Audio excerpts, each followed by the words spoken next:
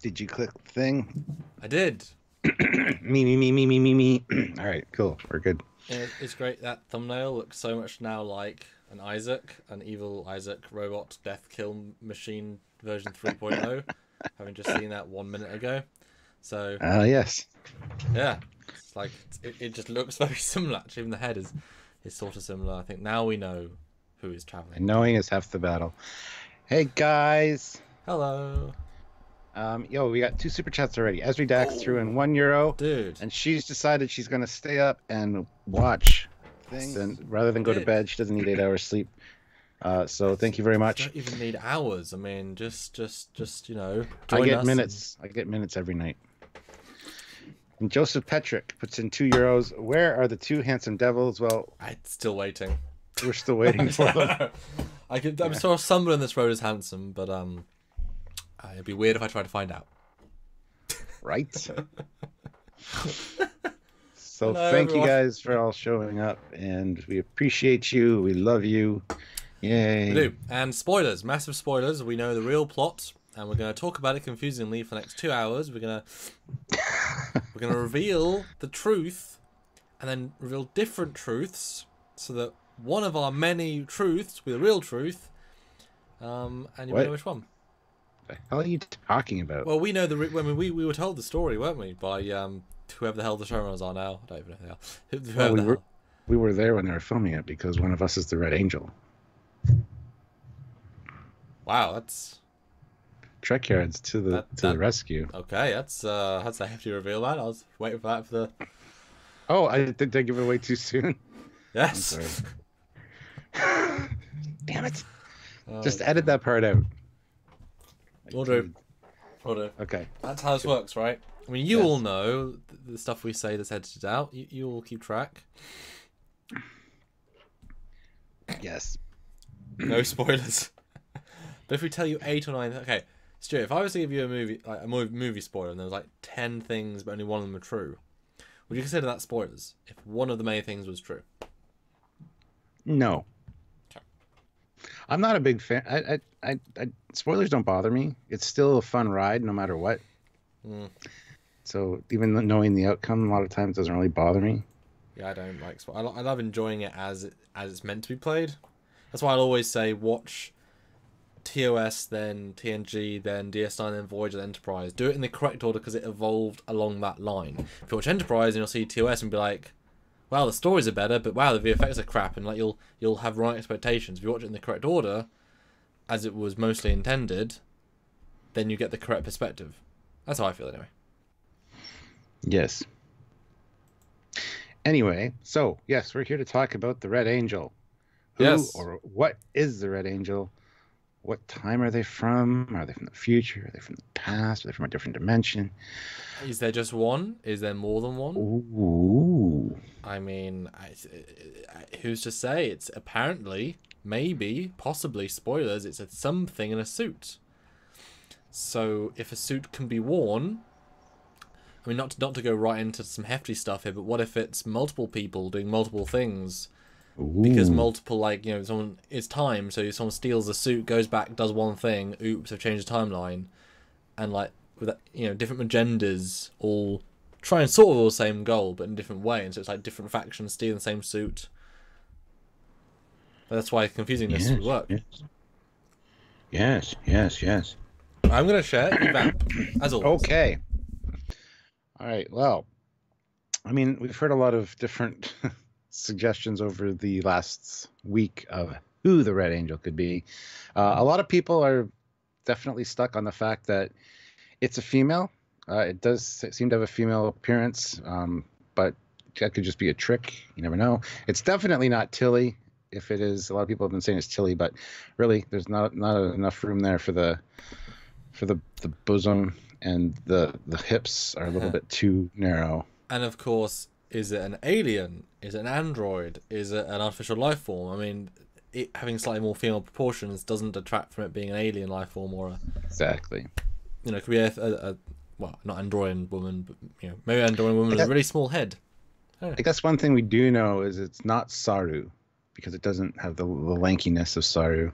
I mean, that's pretty much a good. Maybe it's Lorca. Lorca is back. It's Prime Lorca, making up for all the crap that the other Lorca did. No, I don't know. Joseph Hentz puts in five of that. Let's get this out of the way. Why are a lot of people thinking that the Angels are Iconians? That's a great question. I mean, early on I can understand, but now I don't think that's at all the case. Maybe it's one of the preservers. But that's very similar to the idea of it being an alien. Well, the Iconians basically is because if you do the initial imagery and because in the multiple scenes where you see the angel represented in multiple iconography, they always stick on one, and it's normally the same one we see multiple times. They've got a favourite they promote. That one in particular was absurdly close to concept art done by Hector Ortiz for Star Trek Online several years ago for the Iconians. Mm-hmm. Even so much as body structure, the more absurdly similar, to the point that just like, tardigrades might have been stolen a bit or influenced, this is likely possibly an influence. And so, we have two Iconian official things. I guess three if you count the Dominion, gate. You got the, gateway with that low relatively simplistic building and gate, and the Star Trek Online Iconian, everything is there. Now, one is fully a canon, the other is not. But if you were going to use Iconians, then, I would prefer something more humanoid. You could use the other thing. But then they own license to Star Trek Online? No, because CBS owns Star Trek. But it's just weirdly coincidental that, it's that similar. Because people find connections. People see things, Well, one of the things that people really saw in the last episode, too, that has been pointed out is the Baul obelisks turned upside down are essentially the exact same proportions and even dimensions of the Preserver obelisk we saw in Paradise Syndrome. And earlier in Discovery, when she first went into the spore chamber and Lorca was telling her about finding a new way to fly, it was shown there as well. So, I mean, and it's literally the same CG thing just turned upside down. Although, as we know, they throw in VFX goofs without telling the writers and producers and just throw them in. Yes. It was told to me by someone that knew someone that said that the D7 line was a post-production bonus. It wasn't in the script. It wasn't intended. It was just like thrown in. So lots of these things are just thrown in because. So we can't really give them the credit. I mean, how many Easter eggs have they done that have been subtle? Not many. How many that have been really, that's a Gorn skeleton. Look, see, it's right there. You know what I mean? They're not very good at subtle, clever references. It's a Super Kyle. They have a few in this season. I will say, like mentioning planets and stuff. That's an exception. Yeah. So Super Kyle puts in, or he writes, the mech suit is a mini spore drive. See, that's one of the thoughts I had. Maybe this is Stamets. And after Hugh breaks up with him, because I see that coming, and because his spore network is being closed, his lifelong work is being kind of destroyed. He did get that teaching assignment on Vulcan, but who's to say he doesn't decide to mend the problems that he caused with the spore drive somehow, and go out and fix things with his Red Angel suit. Now, of course, it doesn't look like a guy. I gotta say, I really do have to say, it looks like a female. So, if it is Michael Burnham, that's an easy, cheap cop out, and I really hope they don't do that. Yeah, although that is one of those conceits. There's a film. It's a spoiler, but there's a film where the killer is actually a woman, but clearly the actor they used to kill in a mask is clearly a man build. Yeah. And yes, it's baggy clothes, but it's like, no, that's actually just a man. Oh, look, it's a woman. But it isn't, because it would be too. Yeah. When there's 3 women and 15 males, it's like, oh, it's one of those 3. So you know what I mean? If it's that important that it's a man, and you show a more feminine, then you throw off the suspicions. So this is why you should have had better Vok Tyler reveal than to have the one Klingon leave the show, the human enter the show. Should have been like 6 Klingons, and you could. I don't know. Well, Joe Byram puts in $2 and says, my guess is that it's Amanda. I sincerely doubt that. I don't. I rule out immediately. I rule out Spock. I rule out Amanda. I rule out most of the Discovery crew, Well, including Tilly. well, I mean, people. I've heard that as well. Amanda keeps cropping up. I have no idea why. But why are you ruling out Spock and Amanda? Because those are two of the biggest people throwing them at us. Why are you specifically ruling them out? Because we see them again in Journey to Babel and of course TOS, and it doesn't seem like something Spock would be doing, personally, going around saving the universe and then never tell anybody about it or never. And Amanda, I just don't think it's Amanda. It just doesn't make any sense to be Amanda. It's either, I don't know. Lars Loeffler says Red Angel equals red herring. I mean, yeah, could be. Chriskma1 puts in $2. Thank you. Could it be Will, Decker, and Ilea? Yes, it's the evolved life form that they became at the end of the motion picture, going back back in time. I don't know. I mean, it could be anybody, really, at this point. They could do so much with this, it's not even funny. So who's to say it's not advanced Section 31 tech?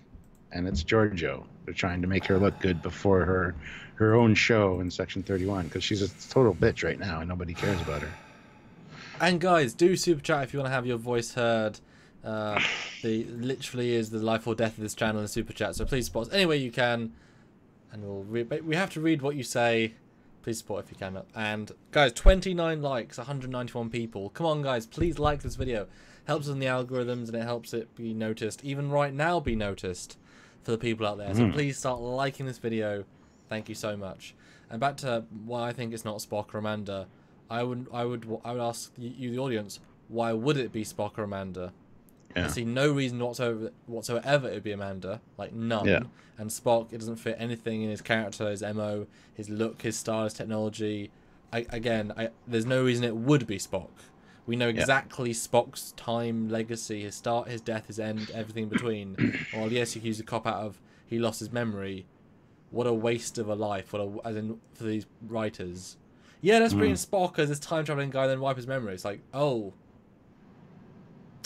what a waste of writing talent. I mean, seriously, that's why for me it can't possibly be one of the crew. Like, I think that's such a cop out. I mean, we've still got half of the season left, right? And this is a massive thematic reveal. So there is still time to episode 10. It be a temporal Cold War. Agent comes in, and then they're in for 3 episodes. Like, there's still time for that to be a thing, especially if then like you swap to their perspective and you see them jump back and do things. I mean, there's ways of introducing a character. It's MacGyver. It's Jet Reno. She made this suit. That's where Jet she disappeared to. She's making the suit out of, that's the other engineer, right? Oh yeah. She's making this suit out of duct tape because it's silver, and some paper clips and stuff she found, some bubble gum. It's I like the concept of it being a spore suit, despite that being even stupider. But they did call out. It would cause less damage to the network instead of a ship flying through. Just a little. Well, it probably cause less damage to sanity, but it's. I don't know. It feels it. We know the spore network has access to time travel, probably sort of. Yeah. But they said chronotons. They said time particles. I didn't get the sense that it would be. It said tachyons. Sorry, I meant time. Those are time particles.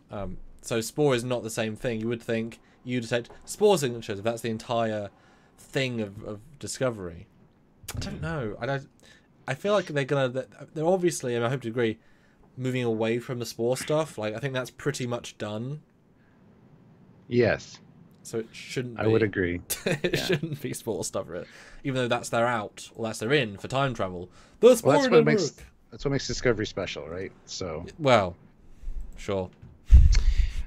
John Harrison puts in £5. It's Archer as Sam Beckett doing his leaps, setting right what once went wrong. Yes. No, it's not. Although I'll be honest, if it was Captain Archer,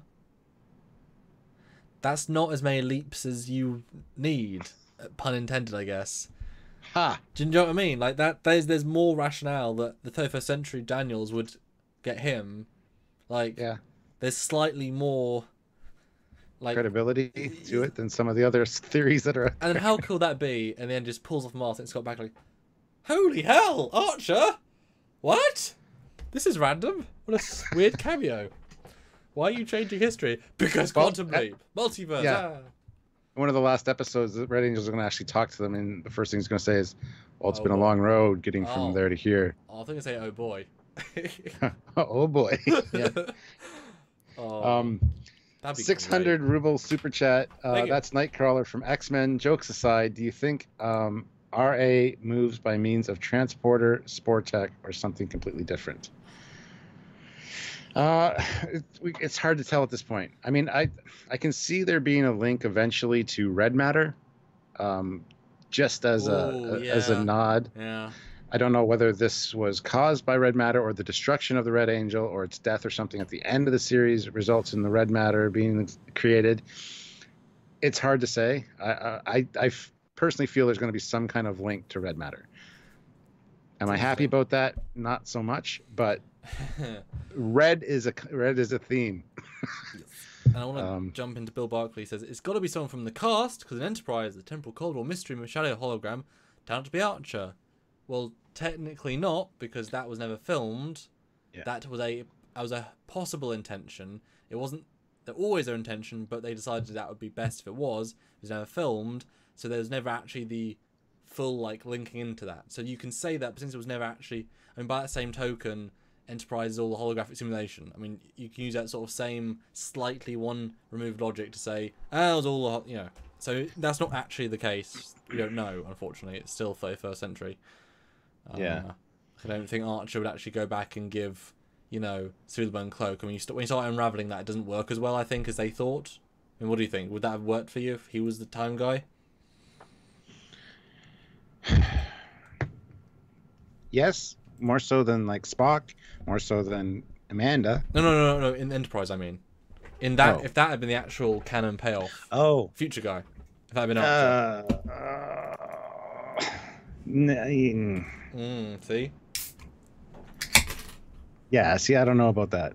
I've heard that theory, obviously, but I don't know. Well, it was Rick Berman's plan, but see, I would be fine if it was like a 75-year-old Archer at the end of his life wanting to fix something, and he was given the chance by Daniels. It wouldn't be the Archer we saw. It'd have to be future Archer.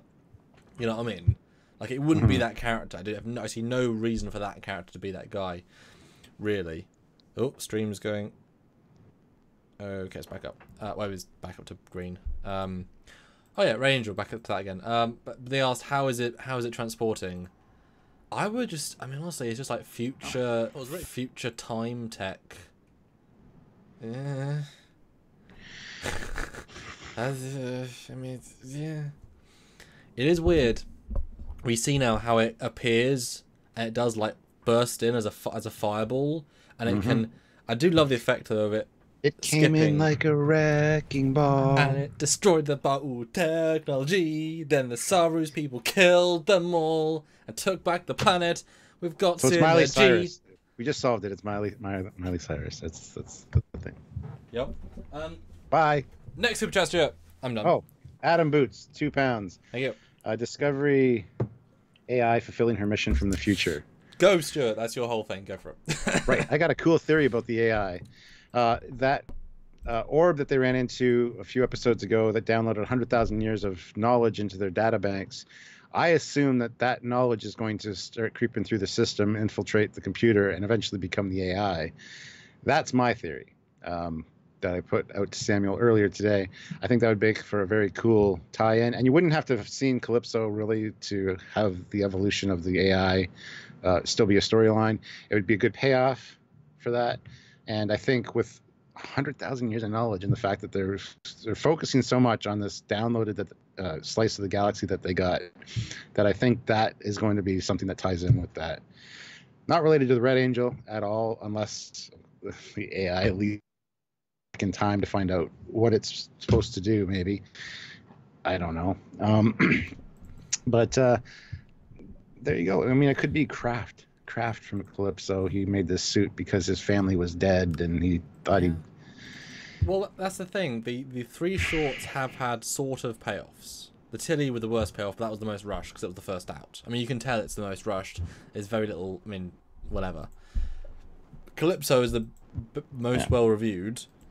There's the most long-reaching consequences, and I can't. I mean, setting up the fact that Discovery survives is a massive just thing to do in general, and so they can't not have a payoff for that, and they can't not have planned it because they got 4 freebies as bonus exposition. You know, why waste that? And I think the AI is a wonderful idea, and we were both think, oh yeah, jump it. Maybe tying into the shorts, it's the queen from Runaway that can reconstitute dilithium. She was trying to do so, and there was an explosion, and it, the dilithium attached itself to her. Yeah, and she's coming to help out Tilly. The funny thing is, since the Red Angel since this image has come out, and since this story plot, everybody in the Star Trek universe at some point somebody has said it's them. So I've seen so many theories over the past week, it's not even funny. Some of them make a lot more sense than others, and it's funny watching you guys, everybody, go down the rabbit hole trying to figure this out. And I'm sure the guys that know what's going on, like Kurtzman and on the cast and everybody that was involved, is like just sitting there laughing because they know what's up. Which is much better than season 1, where episode 5 we were like, oh, that's probably the Klingon, and it was. You know what I mean? It's but that's the thing. It's such a drip drop of information that it's not one of those like clever reveals. It's more just a mystery that we're solving. You know what I mean? Whereas season 1 was a clever reveal, but done very poorly. So obviously it'd be fun if somehow it relates. If it's if Spock makes the suit based on red matter, and then Burnham goes back, and that's the payoff to his nightmares. He gives himself nightmares. Like, that might all pay off in a very direct way.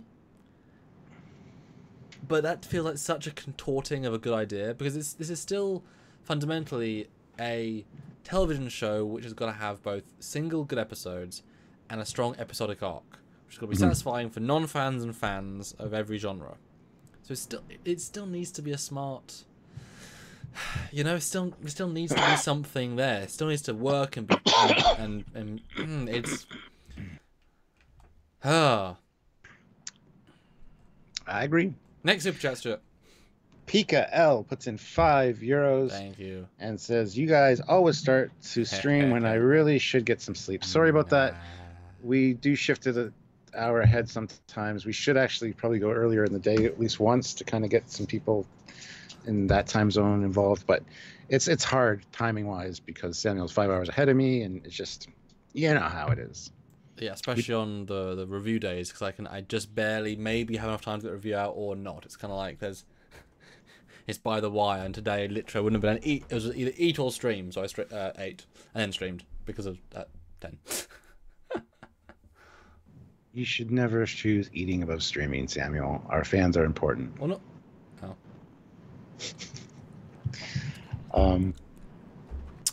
Yeah. Iconians are more advanced than the Borg. Well, maybe not. Somebody earlier said it looks like a Borg emblem on the chest plate, and I'm like, I don't see that. I don't see it. Well, it looks like a Cyberman chest plate if you really want to go into it. It's from the 80s. It's funny. The Iconians, like, all we know about them is that they killed lots and lots of things with one advanced technology, which was doorway technology, hyper advanced, across the galaxy. They might have had very low end weapons, very high end teleportation. Who's to say they were advanced in every way? You know what I mean? It's not. Whereas the Borg are advanced in most ways. They can go across the galaxy in pretty much minutes if you've got a hub. Well, seconds you've got, minutes, and then you've got transport, we've got weapons, shields. I mean, I'd say they're powerful across the board. We don't really know what they're capable of. See, the thing is, the Borg should have wiped out Earth with no problem. But anyway. Oh, that's a plot thing. It's a plot thing. Oh, it is, absolutely. John Harrison puts in £5. Thank you very much, John. Will we see the relativity trying to stop this person from doing what they are doing? Are the wings like spore panels, and how old can you get in Trek? Most people live to be a good almost 200 years old, 180 probably. But McCoy was 157 beginning of TNG, or 37, I thought it was in his 40s, but 140s. Well, the thing No, about age, it's relative, because you can be a functional 90-year-old or a not functional 90-year-old. You can be a not functional 60-year-old and a Very highly functional, 90-year-old. Exactly. Yeah, I mean, my granddad is super alive for his his age. That sounds weird, but he's like, I mean, even the Queen. I mean, she's getting the best healthcare in the universe, but she's still doing fine. At her age, that's amazing. Yeah. So it is relative. So with medical advancements and certain people, it also depends if you're born. If you're born at the time, if you're born into TNG, you could probably live like 2 something. Whereas like TOS, like McCoy, I think was pushing the boundaries of at least of workable. Like you probably live another 50 years of like barely life in terms of getting to that point when you can only augment your genes. But before that, I mean after that, you could then like enhance it at a more fundamental level. But that's why I say Picard's not even middle aged yet. Like he'd be commanding Starship into his early hundreds. I wouldn't even think anything of that. Like give other people a chance, but why retire at only 70? That's our 30s. Yeah. And then the relativity coming back. I mean, that should have happened multiple times already with different things, but I mean, I would love to see that, but at the same time, I don't know. That's kind of a cop out, and they would never do that. I can never see them doing that. The problem is I'm so biased. I love those episodes. I love how they've done them, and so when we say that, I always want to see relativity. Yes, please, but other people must hate the idea of these time cops because it's such a world-breaking. Because every time is allowed to change, are they allowing it to change? Was it always that way? Like you create these big problems because there's no one higher. That's why it's horrible. And the weird thing about time too is you got to go through the first run through without, because the future doesn't exist yet. Yep. Even though it does, and time isn't linear. Yeah. But the thing confusing. Is, they got to it first before you even realized you thought they could get to it. Yes. Because it's already the future to them. But the problem is when they invented the 31st century guys, it's like, so what are they? What about the 29th century guys? They're immune to time. Why are they also fighting the time war? Is there a 200-year time war with the 8 relativities that are still serving and then they have to live through the timeline until they get to that second war? Like that was a weird choice to make. That should have been 29th century time war. I was so confused why I went to another future.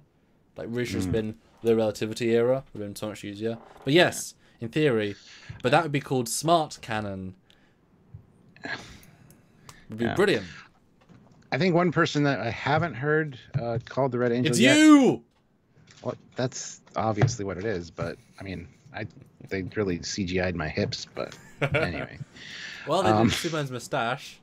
Right. They do stupid shit. But no, I think nobody said Dittmer yet.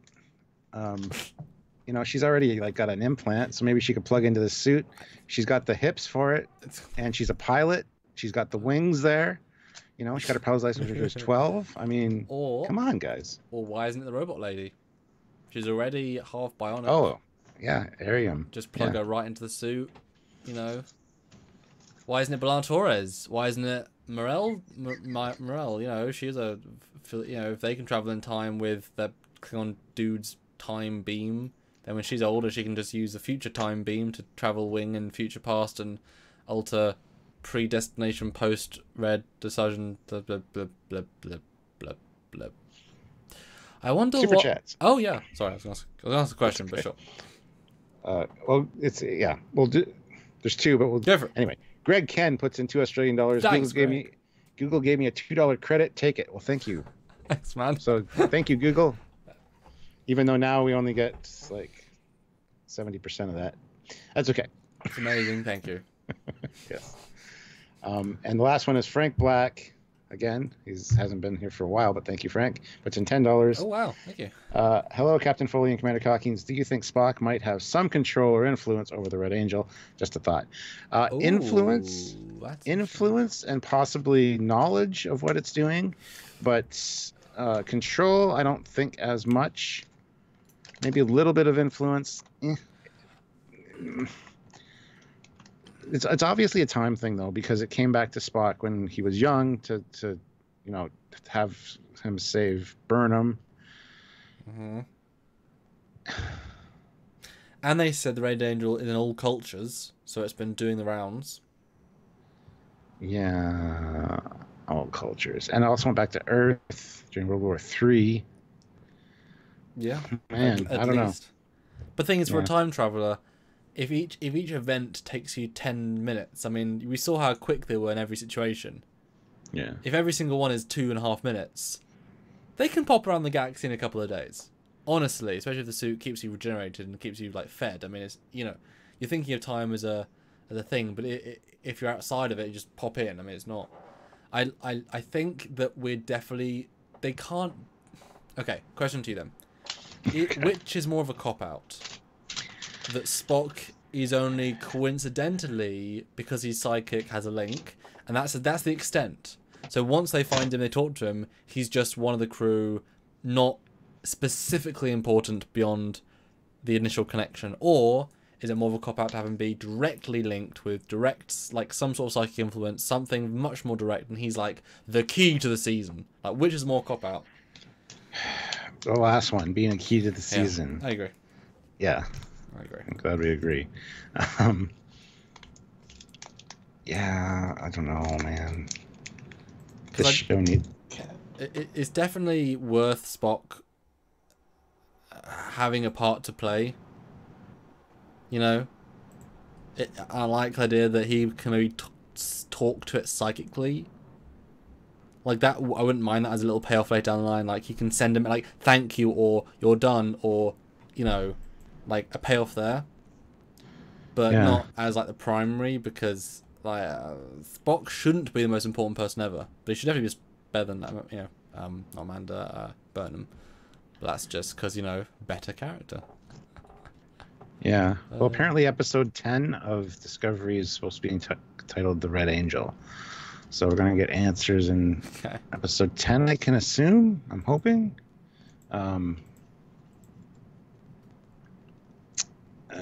Could be Zephram Cochrane traveling through time. Well, we do know that he disappeared between the Alpha Centauri and not. Mm-hmm. So, yeah, not against it. Not against it. That's the thing. It's like, why, though? Why? Yeah. Oh, man. Joseph Petrick puts in €2 and says, it's Michael. She'll delete herself from the timeline. You know what? That could work. As much as I don't want it to be Michael, I mean, Anti-Trekker made an interesting point. Lorca's name is Gabriel, and you got Gabriel and Michael, two of the angels. I think there are only two angels in the Bible that were ever named. Could she be this angel now? I don't know. It's an interesting theory.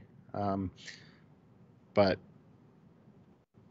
if she just deletes herself from the timeline, that answers a whole lot of questions and fixes a whole lot of issues that people have. So it's really hard to say, but I just don't want it to be Burnham, because that's just, she's in every scene. She's always, I know it was supposed to be about her, but it's really gone too far, I think.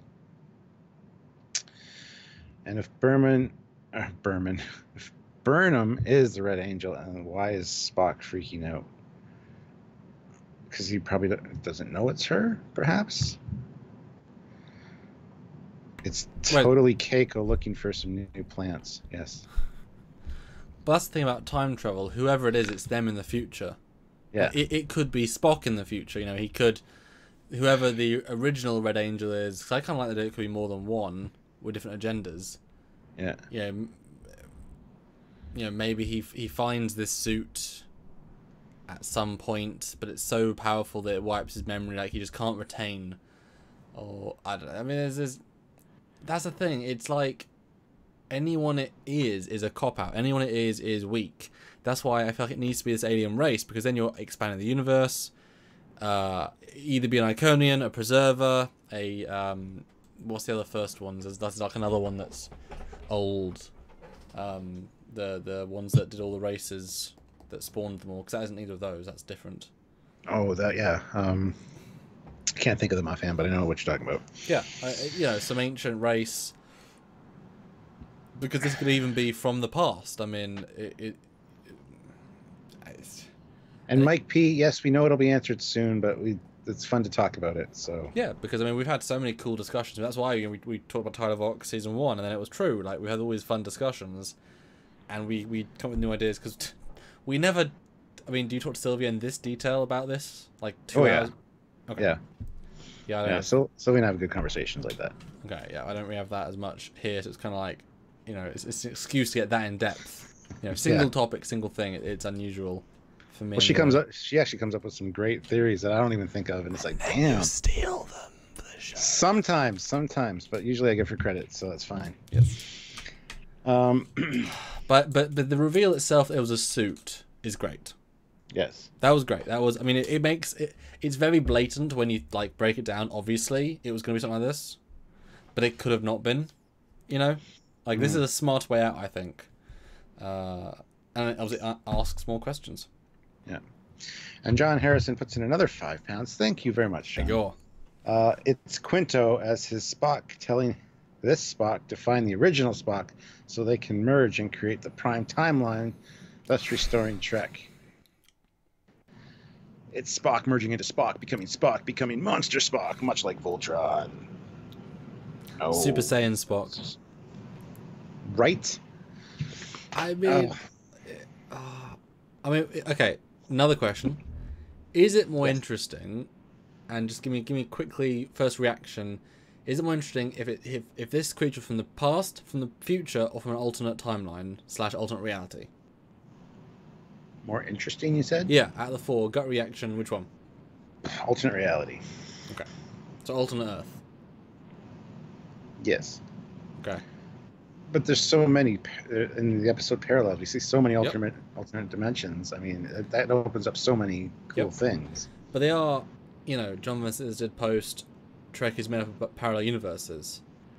What if the whole point of this season is actually it's an alternate Spock who has come back, who is changing things in this timeline as to test out to see, what such timeline changes would lead to in parallel universes. Because if you take the multiverse theory, each time this thing changes something, it creates an alternate timeline.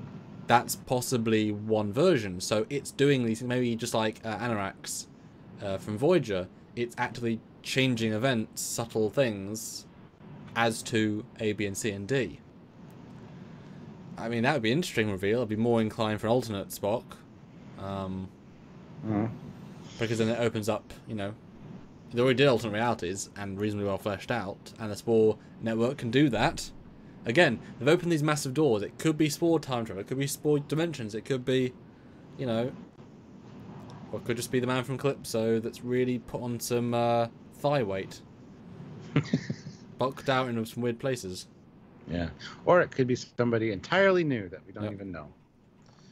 Well, I mean, if they're trying to plan for season 3, in one season of Flash, normally in TV shows you succeed at the last episode, but one of the episodes of Flash, seasons of Flash, ends on the will the villain actually destroy the world? Tune in next year. And that can be even more powerful sometimes, because it's like, well, we know there's a new season, so we can really make it like even more interesting.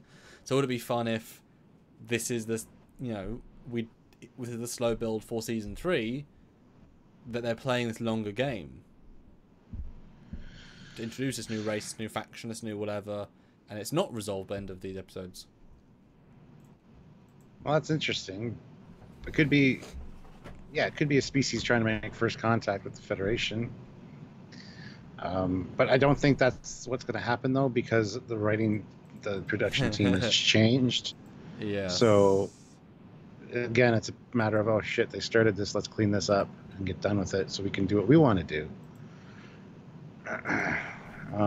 Another 400 ruble super chat. Thank you. Everything Red Angel did has something to do with Michael Burnham and or Discovery. Everything except Terrellium Ancestors. Why? Red Angel is a part of Discovery crew. 99.9% chance, I think. 99.9% chance it isn't for me. Yeah. See, you say that, and the Terralicium, is that New Eden? Is that Yeah. the planet New Eden? Okay. Yeah. Yeah, because that's just an odd kind of situation Yeah. that's outside the box, because the people that they moved there obviously, have ancestors now, but they all left on the planet. It's not like they brought one of them with them on the crew. Mm-hmm. So what was the purpose of that specifically? And then showing up at the planet to destroy the colony and then hope Discovery fixes the situation. It just... Yeah. And we know it's not all about Burnham because it appeared to other races. They did that search. Yeah. So it's not Burnham, it's not Discovery. They're using Discovery as a means to an end, which is fine. This is the one ship that can, jump to this quadrant. It's the one ship that's got an effingly massive shuttle bay. You know what I mean? I mean, everything it's done, only Discovery could do. It's always open. I mean, think about it. Could the Enterprise have done the 4 missions in a row? No. Because they needed the asteroid of that size to have enough magnetic pull to pull the rocks. If it was a small asteroid, it might have failed. It might have all crashed into Terralicium. So they needed it that big. So there is a sense of they need the ship. This is a causal chain. The opposite being, if it's from a future where this is just a chain of events that's already happened, then they know this is what happens. That's the problem with time travel. Once you do it, it becomes part of history. Yeah.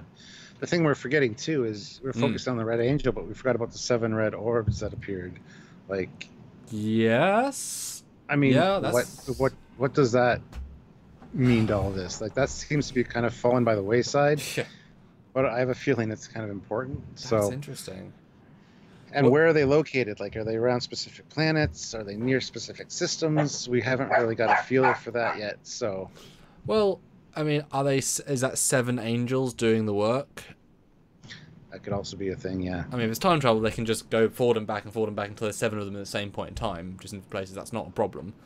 But yeah, 7 appeared. That was the signal. 7 of 9. It's 7 of 9. That's not even a bad... Oh, see, that's annoying, because that, you can imagine the adage of, we retrofitted Borg technology. That solves anything.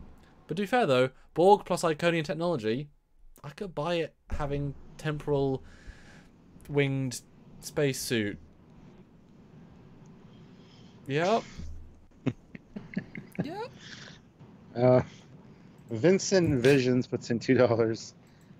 Angel is Samuel from the future fixing the show. Yes. It's you doing one of your awesome on-the-fly script thing. Thanks, man. I try. Got nice hips, Samuel. I try. Right? Well, no. I'm a slender man, and all I've done... That's just tech padded on the side of the suit. Yeah, exactly. So it's... Exactly. Yeah. Exactly. And also you've frozen. I want to restart your video. See if that helps. I've frozen. Yes, you have. Well, it's a good picture of me frozen, though. It's fine. It's pretty good. Okay. Well, he's committing to... Let's try this again. There we go. There we go. But 7 of 9 is actually a good call, because she's a very fan-favourite character. She has a lot of... Whoa! That's... I blurred my background with... I mean, it's... If you don't move, it's... I know. See, it's a Skype option. It's a Skype option? So I can do it too, can I? Hover over your camera icon, and there's a little blur my background thing.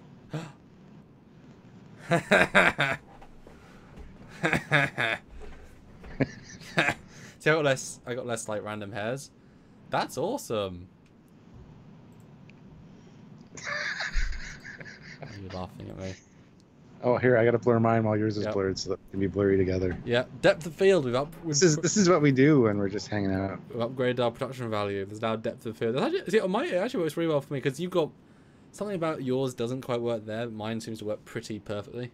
I think it's because I got so many right angles behind me. And the headphones don't quite like it. They're not quite, because it's not. Anyway, it's actually really good. The Red Angel blurred our video. Oh, okay. do. Um, That was really awesome. I think we should get a super chat at least for that. Come on. Come on. So guys, yeah, by all means, super chat, put your ideas, your thoughts. I mean, we've talked about so many already, and there's so many other ones that I'd read online. Just everybody that has ever existed in the Star Trek universe is now somebody that could likely be the Red Angel, and there's some of them are pretty valid and would be very interesting if they did it properly. But it's Kes. Yes, Kes. She evolved. Well, she doesn't need a suit. That's true. Why you gotta go ruin things? Because you took away. Look. You gave me and then took away my depth of field. Okay, you had it coming. This is why we can't have nice things. Every time we come up with a nice suggestion, it's get shot down by Samuel. Every time I get cool tech, you say go to hell. Anyway, yeah. So we will let us know your theories, and we'll read them out, and we'll have a discussion. You can control our conversation, guys. Please let us know. But like I said, I did like the suit reveal. That was, I thought, a nice touch. Maybe it's Stella looking for Harry Mudd because he took off on her again, and she got some cool tech to kick his ass. No, Dittmer is the helm officer in Discovery. 709's name is Annika, and she's from Voyager. Greg Invidious puts in $2. It's a Xindi avian. They were extinct, but I'm sure they didn't need a suit, and they actually were like avian-like, so I don't think that actually jives too well. Well, I mean, who's to say that the 8 main prongs aren't actually their wings encased in armor, and all the little wings are all the floating magnetic wing pieces? Dun dun dun. No, I think, yeah, it's. I really am intrigued though if they actually left any breadcrumbs or didn't, because I don't know if they did. I don't feel like it's that sort of season. I mean, most seasons don't do that. Well, you know, but the one thing that's off right now is Hugh. I still think there's going to be relationships problems between him and Stamets. And I can totally see Stamets just doing something like this, like creating a suit or whatever. Again, using the mycelial network, not as invasive, not as damaging to it. And I don't know, just a thought. I don't know what it's.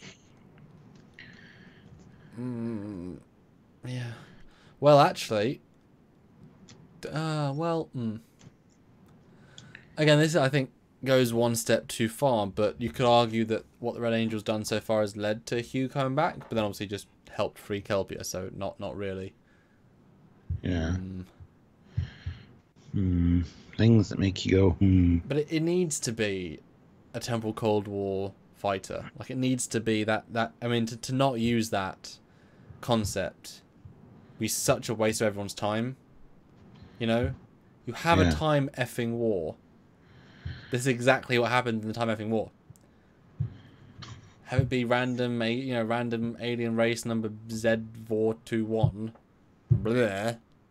Like, anything else is then, why isn't Relativity stopping them? Why isn't Daniels coming in and on the Discovery as the crew? Like, time's already been set so much as a potentiality of what we know. Yeah. Well, Dan23 says, can no one zoom in and enhance the picture? Sure. Well, I mean, we could zoom. Enhancing, I don't know. Well, I can add some sharpness and such. Yeah, I can bring it up. Sure. We'll do it for you. I mean, Samuel will do it for you. He's awesome. The Grim Panda puts in $5. Thank you very much. Thanks. Maybe it's Gene coming back to say, stop it. That, or it's some sort of invasion, not Iconian, but a new race. That is something warning them. But invasion, though? Are they invading? They don't seem to be here to warn anybody, because they seem to be doing their own thing, like side missions. So I don't really buy that. It can be easier if you're going to warn somebody of something, to just come out and say, hey, guys, guess what?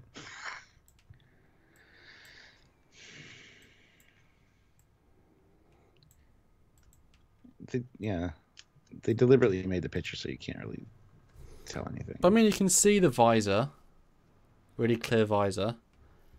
It's got a front breathing oxygen suit. There's a multiple level of, it's like a scuba suit. Might be piping connecting to the arms. It's got arms. Arms have 5 fingers. It's got clearly feminine-ish hips. There's no lamps, torches, or anything. And the backpack is behind them with lots of things that are staying... I'm using my cursor, you can't see it, but there's lots of pieces that are magnetically staying close but not together, but also lots that look directly connected to the suit. Looks like the Wasp from Ant-Man. Which I've yet to see that one, but I... It's a good one. Yeah, I want to get it in 4K because it's in 4K. Yeah. Keith Jeffrey, 1974, puts in 2 pounds. Chest thing looks like a key from a corned beef tin. It kind of does. I got to agree with that. Oh, man.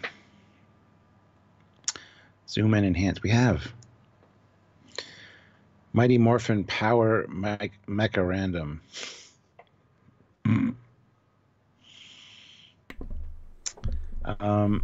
Does that trident thing appear in neither the Preserver or Kelpian alphabet? Trident thing? What trident thing? I don't know. I got another 300 ruble super chat. Hey, any change, Red Angel, any chance Red Angel equals Red Herring? Or in more positive way, the alien's so advanced that it and its motivations are far beyond Starfleet understanding. Yeah, like I'd be cool with that. But it's odd that it's shown up in different cultures throughout history, and it's obviously just setting things right, I guess, doing its thing. Although it didn't help the people of New Eden. They needed Discovery for that. It took Discovery there. Yeah, it created... Although, did it create the situation in the first place to prove it's... I mean, the best thing to prove Discovery they're good. I mean, because if you think about it, for the Baul, he did really bad things. I mean, perspective. Well, yeah. That's their culture, and, whatever. And someone said a minute ago something that was quite interesting that oh yeah, Telosians. Because they said Telosians have some sort of something. So what if there are no Red Angels and it's all just mental jiggery pokery? I mean, because they always appear and disappear before they get there. So everything else is scanners, and scanners can be easily altered. I mean, how interesting would that be if it's Telosians trying to get Pike back to them or some other thing, and they're just using like the entire... Because, I mean, one person... Because they do... Because they managed to communicate to... Yeah, because they... Okay, so remember in the Court Martial one? Mm-hmm. What are they called? Is that Menagerie? Yes, Menagerie. I guess. Because it's Menagerie. Yeah, Menagerie. Because they said they're sending... They weren't computer records of what happened in Cage. They were sending pictures, right? There were computer records, just not in the detail that was being shown. Yes, but they were showing them images that didn't exist. Essentially, yeah. Yes. So they were powerful enough to send something into a Federation computer, or their brains, depending which one I want to think, from across the galaxy without anyone noticing, flawlessly done, right? Who's to say that if their entire planet comes together, use their psychic power, they couldn't go across the galaxy and convince people A, B, and C? I mean, okay, how they got New Eden people across, but if they're working with another alien race, one that can teleport, and they're cyclically changing how they appear, be interesting Cage tie-in and make the original anti-villains, even bigger threat. Maybe this whole season of Discovery is just the first thing that that Captain Pike imagined after he got to hanging out with the Telosians. Yeah. Have Venus show up at some point. Yep. And then season 2 is just an illusion. And they refilm the cage with yeah, I'd be for that, you know. I mean, do it. Be interesting. Yeah. What does an angel need with a spore drive? That's funny. What does God need with a starship? Greg Ken puts in $5 Australian. Thank you, sir. Though to be beyond the Federation's understanding, it would have to be far beyond the writer's understanding of Trek. Well, that's not hard to do, I guess. This is the problem, though. We're thinking about the entire spectrum of the canon, but we know they have some legal issues, either formally, informally. Is there this big, wide thing? And so who's to say what they can and can't use? And so if they're... I mean, who's to say they had to swap what the Red Angels were? Because, yeah, you said the, you know, the showrunners changed. Who said they didn't change the plan a little bit again, and the payoff ends up being different? I mean, so I can't wait for in 30, 40 years' time when the Discovery people can speak freely. Because they can't speak freely now, they won't be able to for years, and genuinely say, this was shitty, this is an awful working environment, you know, we had an awful time doing it, the pressure was bad, and they didn't know what they were doing. You know, give us 30 years in a tell novel, and it'll be really interesting, because it's bright. I mean, I love, like, when I was watching the red carpet premiere of season 2, and the presenter talks to the Detmer lady, and he's surprisingly honest. He's like, so you didn't have much to do in season 1, did you? And she's all smiles and like, yeah, I know, but it's like she's thinking, yeah, I just turned up for like, I was there 1 day a week. I mean, I said 5 lines. As an actress, it was shit. I hated it. It was like nothing. They promised me stuff. I didn't get anything. You know what I mean? Like, all these people have their own thoughts and feelings. They're happy to have a paycheck, but they can still be unhappy with their job. I guarantee a lot of the people are unhappy with their job. Yeah. Oh, man.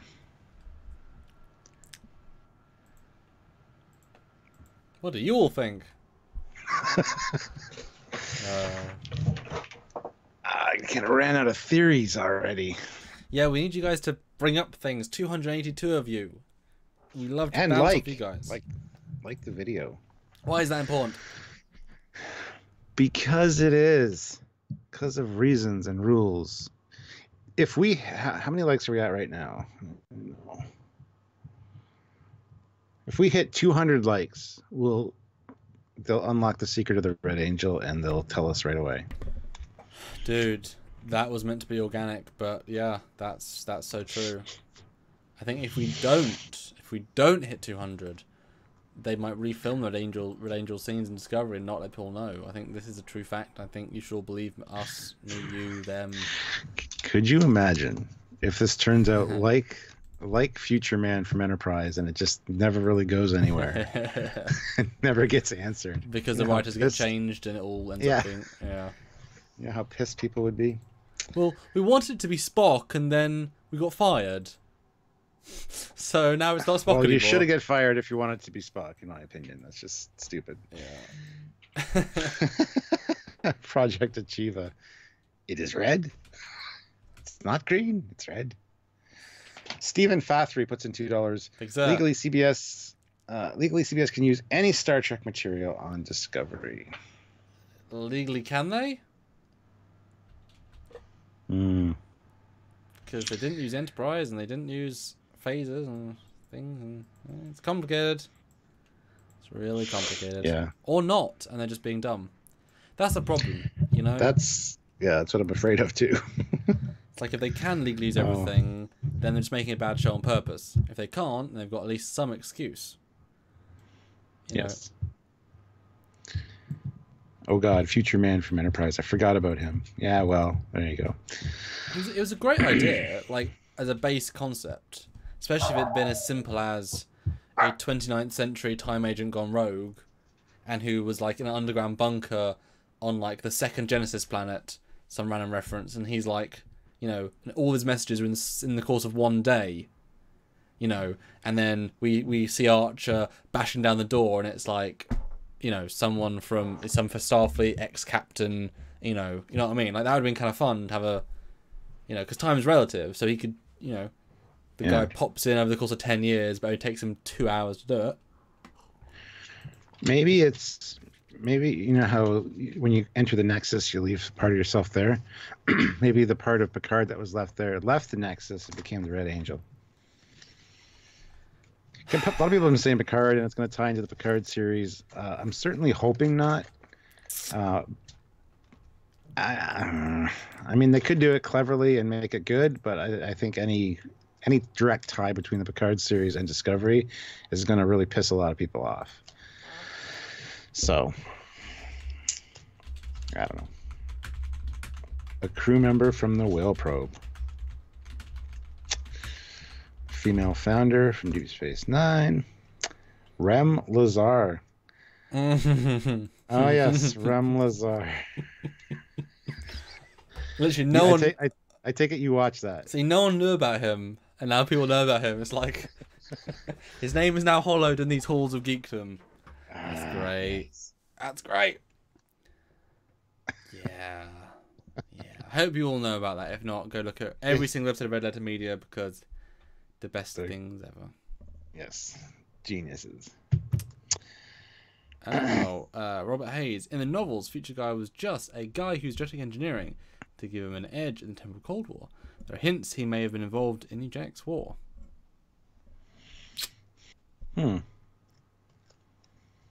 Maybe this is Khan, who was reconstituted after the explosion. The Genesis device reorganized his matter into this Red Angel thing. There you go. See, all it takes is one little reference, and you can come up with a whole theory. And just like Into Darkness miscasting him, he's going to be a black Chinese person, and no explanation given, except in the comic where it was to hide. And it's like, oh, good job. Yeah. Or just a Canadian. Yeah. I'm Kanye. Sorry about that, eh? I crush your hearts with a sorry about that, eh? Sorry about that, Jinx. Whoa, eh? Terrible. I know who it is. It's Captain Kirk in the female body of the Power Gen advert. Oh, yes. He swaps the body with... Or it's Captain Kirk in the body of Janice Lester, who never got switched back from a parallel universe, and so it is Captain Kirk, but in a female body. I mean, to be fair, we never got a season of never got TOS finale, so who's to say it isn't a season 6 episodes of TOS? I don't know. I just that's the problem. We obviously being very positive, and it's, as we say so many times, we get called out in our comments for being both lovers and haters, despite the same video. And how can you see both in one video? That's your bias, not ours. We're very blatant. We like some scenes, don't like others. We like some scripts, some not, some others. It's their job to give us content, not our job to be right or wrong. But we can always justify, you know. Mm-hmm. And so, I don't know where I was going with that, but somewhere important. That was the lead into something. Well, while you're thinking... Oh, no, they've lost the benefit of the doubt. Whatever you say about Season 2, Season 1 lost... You know, we always try and be positive and thinking, yes, this, and this. But they gave us Season 1.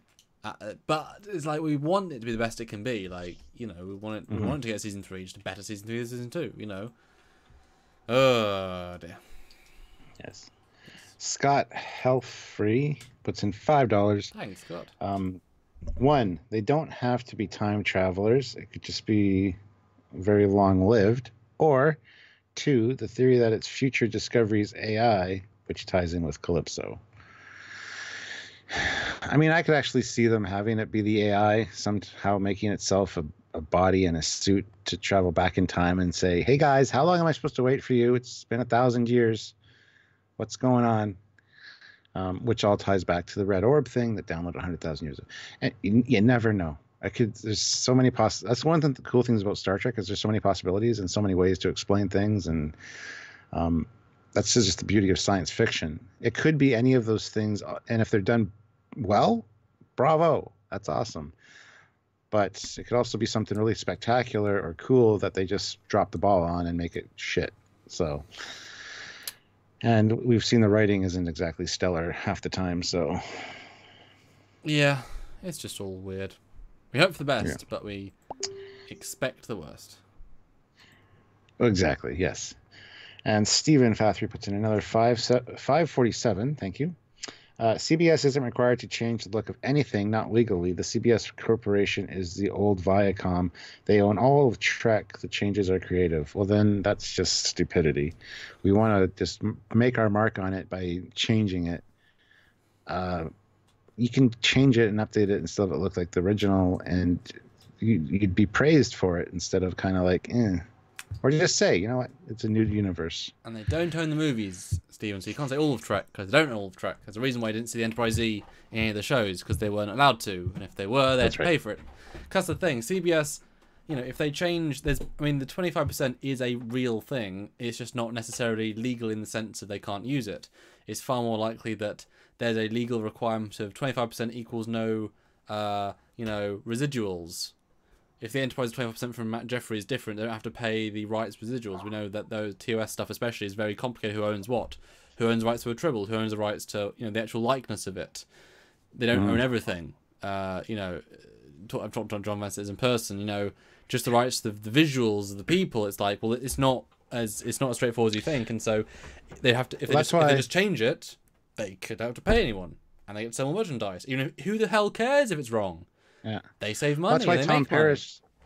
That's why Tom Paris wasn't the same character as he was from the whatever episode that was of TNG. Basically, this exact same character, but had to have a different name because otherwise, it would have had to give the writer royalties for the creation of that character. And so imagine it's a win-win for a business. Why would you do a thing that looks old to you, pay the person that owns the visual rights the residual that they're owed legally, and not be able to make any merchandise?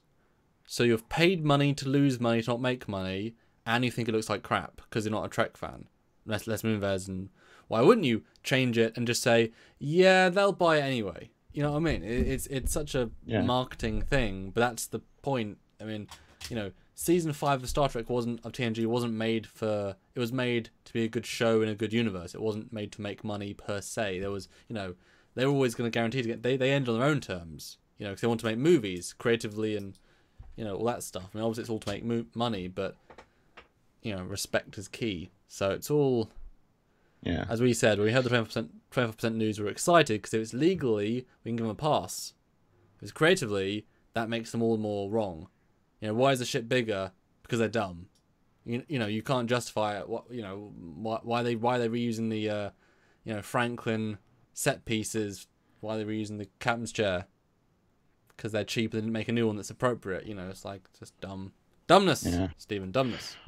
Well, John Harrison put in 2 super chats equaling £4. Thank you. They both tie together. So it's the Enterprise shipyard that was automated and created a vessel for itself. That was a cool episode. I wish there would have been a part 2 to that because that was a cool station. Wow, James Dodd. If you guys like Red Letter Media, what do you think of Mike's idea for the Picard series, Star Trek Galaxy? We did a whole video on that, talking about that series pitch. And ironically, we're in that video, sort of. A couple Trekyards thumbnails are on there where they show the love for the Galaxy class. So. And I made new graphics for that. So I spent an entire day, bonus day, doing work on it, and they claimed us for monetization, despite because we used clips from them, their parent company, because you think of them as just these guys, but no, they're owned by a YouTube company. And so they're MCM, they're multi-channel network. Yeah, and so we got lots of views. We would have got some decent ad revenue for doing something fun and extra, but we lost that. So I felt like I wasted a whole day, because I did waste a whole day for fan enjoyment.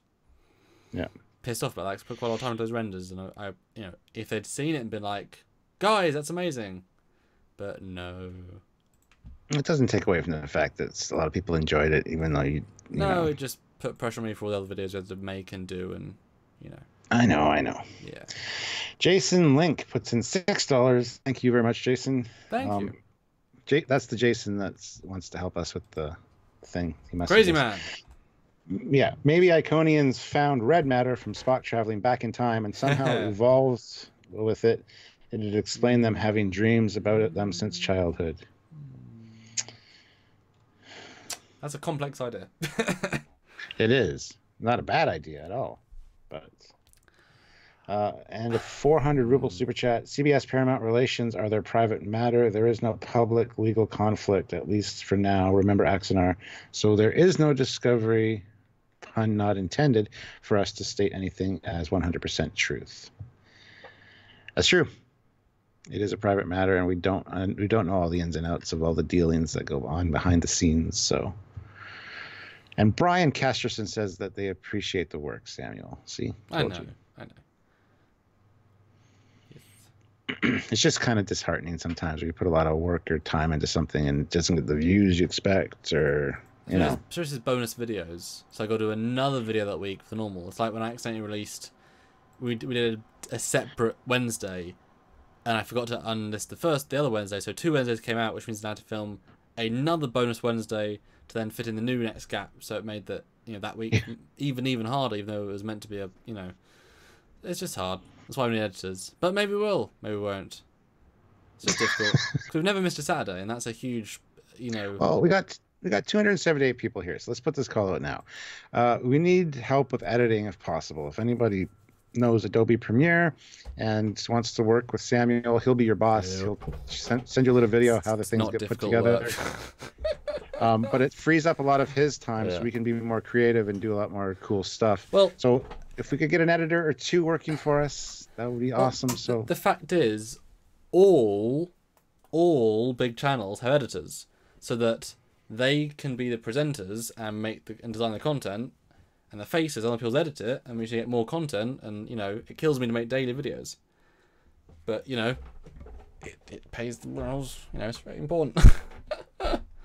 Yeah. So, guys, if you're interested in helping us out with editing or know somebody that might be, email us at trekyards@hotmail.com and just put in the subject line "editor want to help" or something like that. And we will respond to the 2 people more, but more people are good, because I can give you do podcasts, you do Fleet Yards, and you do Mission Briefing. That helps. And then no one has the same pressure. We've had the odd editor from time to time, and they Less do than it a month. for a while. Less than a month. Yeah. It's like, and then really? Yeah. So. Ray Gun Media Production says, I'm an editor by trade. The problem is we don't make a lot of money off of these videos, so we're not sure. The problem is, if we make $6 on the edit, even if we gave you 10% of that or 20% of that, it would be pointless. I don't earn much per hour for editing, but that's not the point, is it? It's for you guys and for the thousands that do enjoy. So it's, Yeah. Guys, it goes to theory. We want to talk about your theories. Well, Smedley Do-Right says, why is she red? Could be that time of the millennium. It could also be that it's linked to red matter, as I stated earlier. Either as this is a result of red matter, or this is what creates red matter. Who knows? It could just be a really cool color choice because it looks evil. Okay, Sam can edit and Stuart can present alone. No, we're a team. Besides, I do my captain's logs and my Eagle Moss reviews, and I film those and edit those on my own. That's separate. But and everyone loves to hear Samuel's thoughts. So why would we get Samuel not on screen? That's just silly. We need their chemistry. Exactly, Jeff. Exactly. That's why you all fell in love. Yes, if you want to help, then do email trekyards@hotmail.com. And if you're the Red Angel, please email us at trekyards@hotmail.com and put in the subject line, I'm the Red Angel, and tell us exactly what the hell you're doing and who you are. Come on, that was funny. Didn't hear No one's laughing. Didn't hear it. Sorry, explain. What did you say? You didn't hear it? Nope. I said if you out there, any of you are the Red Angel, please email us at trekyards@hotmail.com. Put in the subject line, "I am the Red Angel," and explain to us what the hell you're doing and who you are. I mean, if you want. If you want. You could always do the world exclusive and do your interview on Trekyards, and there you are. You know, we should do something like that, just a mock video, like have a Red Angel like glow to this person that we're talking to. So, Happy, what are you doing? I'm the Red Angel. My name is Spook. I'm Spock's second cousin from the future. My name is Spermum. Spurnum. Spermum. You really and then Spurnum. You made that weird, man. Mix between Spock and Burnham. You made that weird. I tend to do that. Got another super chat of 229 euros. Harry Mudd in his bounty hunter suit. That'd be cool if this was like a galactic bounty hunter. That would be. But highly unlikely. 151 likes. Come on, guys. Let's get to 200. We got 271 people watching. All you have to do is click the like button, every one of you, and then there you go. And 99 caster. No, it's the show's channel. Judge Joker says, "I am the Red Angel." Winky face. Well, great hips, man. Great hips. But is he a Joker, as in the Joker? Is this a Marvel crossover as well? Is this the first hint that? Well, no, it wasn't Disney owns. Disney bought CBS. Who owns DC? I have no idea. Yeah, what bigger corporation owns that big corporation? And they're disappointed, I'm sure. Who owns DC? Warner Brothers. Oh. Okay. Oh, yeah, that makes sense. John Harrison puts in £2. I am Khan. Fight me. Dun, dun, dun, dun, dun, dun, dun, dun, dun, okay, Stuart. Stuart, fine. Yes. I'll ask the question for John. I know he's really asking this. Which Khan would win? White guy or actual Khan? Well, you saw who won. Did you watch the Oscars, the first annual Trekyards Oscars Awards that Sylvia and I did on Sunday? That's funny. I started watching this morning, assuming it was actually you watching the Oscars, and then there was no like clips of you looking at the Oscars, and I was like, so I started skimming through, and I was like, is this your own Oscars? I was very confused by the title. It wasn't clear, so I was like, oh, this is weird. That's why I was gonna watch it. I was like, this involves thought, so I gotta go back and watch it later. We had a best con category, and Ricardo Montalban won. So I'm gonna go with Ricardo Montalban. How many winning judges that fight. were there in your Oscars then? We had the Academy. It was off screen. There's a bunch of people behind the curtain over here, and they were handing me envelopes. I didn't pick anything. You know, it might be just the host. It might be kind of cool if we did Trekyards polls and discuss the winner. Like, I consider doing a poll for this, but yeah, that would be a good idea. Yeah, because if we do fan favorite Doctor and then do the results and just discuss it, that'd be kind of fun, like a very audience-y, feedbacky thingy. Captain, by the way, great job on the Trekyards Oscars the other night. A lot better than the real Oscars. Yeah, well, Sylvia was all decked up and had a nice outfit on and some makeup, and I didn't have a bow tie or anything. I was just wearing my Trekyards uniform. But that's, yeah, I was about to say it's a uniform, yeah. Who has the best Khan yell? I will say Quinto had a good Khan yell. I'll give him that. He used the lungs. Nothing beats Shatner, though, man. It reverberated, it echoed out into space where there is no sound. Yeah.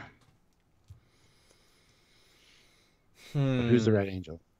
Yeah, exactly. You know, it'd be kind of funny. I wouldn't even matter. Well, I wouldn't even mind if it did not matter. If it was actually just some alien future person that was guiding this season, and then we get to the point it's guiding you to, and it does the thing. You know what I mean? Like, it wouldn't be interesting if it stayed a mystery. No, that would really annoy me. Okay.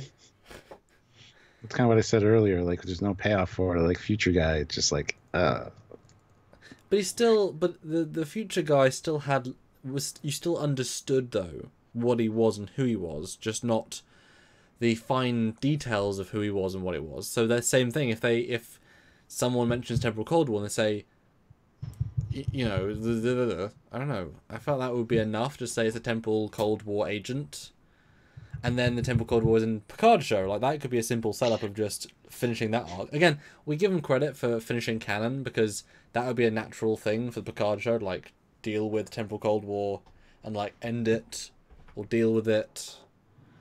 Note to Captain Foley: put that drill away. The Admiral. This drill.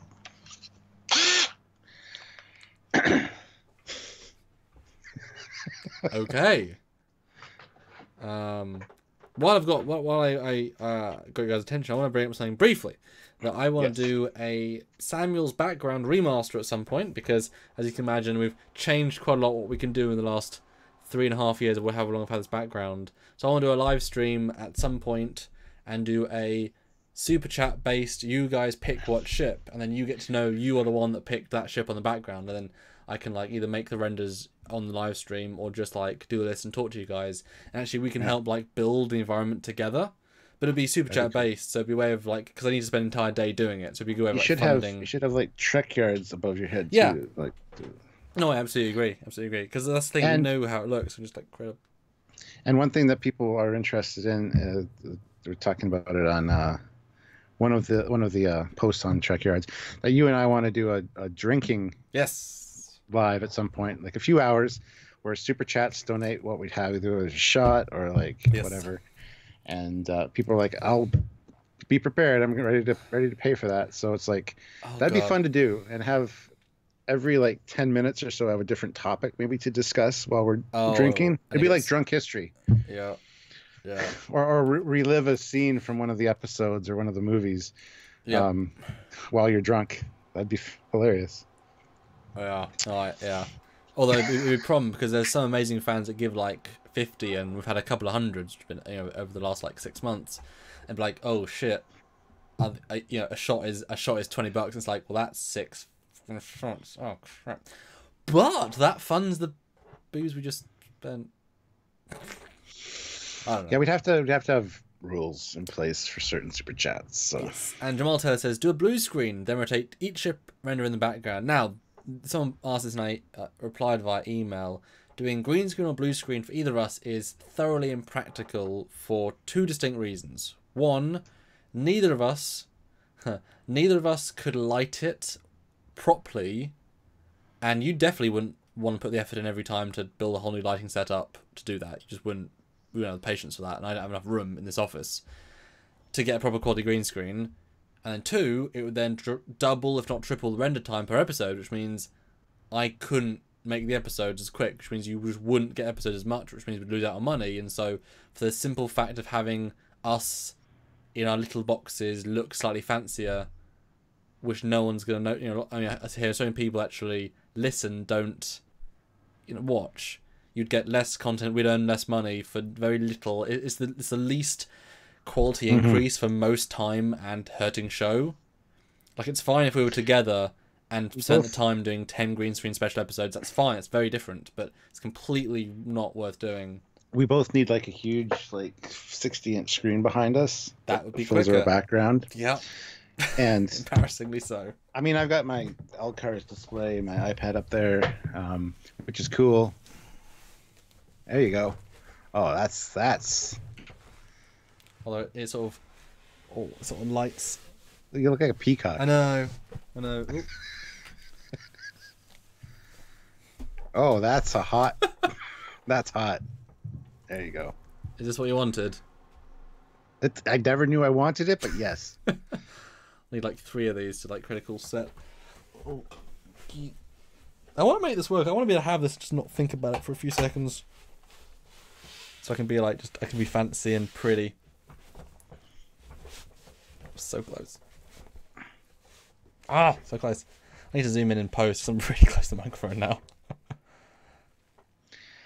Another 300 ruble super chat. I hope the Red Angel is not the AI from Calypso. Otherwise, we might as well get Kevin Sorbo as the next Discovery captain. Hey, that's kind of why not? Yeah. I like 99 Cal says, buy Sam a new computer or put a big TV behind him, perhaps. Sam's computer is like $4,000, $5,000. It's a very, very high-end PC. There literally isn't much you could do to improve this PC. It's specifically, I put a lot of money into it to make it like, everything is quick now. And TV would be, what a weird thing to buy. High-end TVs just so, you know. Well, I'm probably upgrading my TV sooner than later. So you can send yours to me. No, so the one from our bedroom can come in here, or the one from upstairs can come in here, back here, and be a display thing. Well, I need that for convergence anyway, for you to do that, really. That's the easiest way to do that. Oh, that'd be easy to do, actually. Just do it upstairs, then. Yeah, but you'll need to move your microphone upstairs and do it properly, because I'm only accepting... Well, obviously. Well, good! Glad we set that up. They yell at me. He's always like, you gotta do things properly. Actually, I'm not. I'm very considerate about not making do things properly a lot of the time. I hold off on saying stuff all the time. I know you do. You bite your tongue so much that you bit it off. Oh, yeah. Jeff Jacobs puts in $5. Drunk Trekyards. Yes, I love drunk history. Do it. Yeah, it's something we would love to do, actually. Yes. Sorry. Even Sylvia and I were thinking about doing it. See, this is as close as you can get, guys. Look, I'm a digital white screen. Yay! It's what you always wanted. Yay! Very Lord exciting. Hosk puts in $1. Thank you very much, Lord. Thanks, man. What do you say?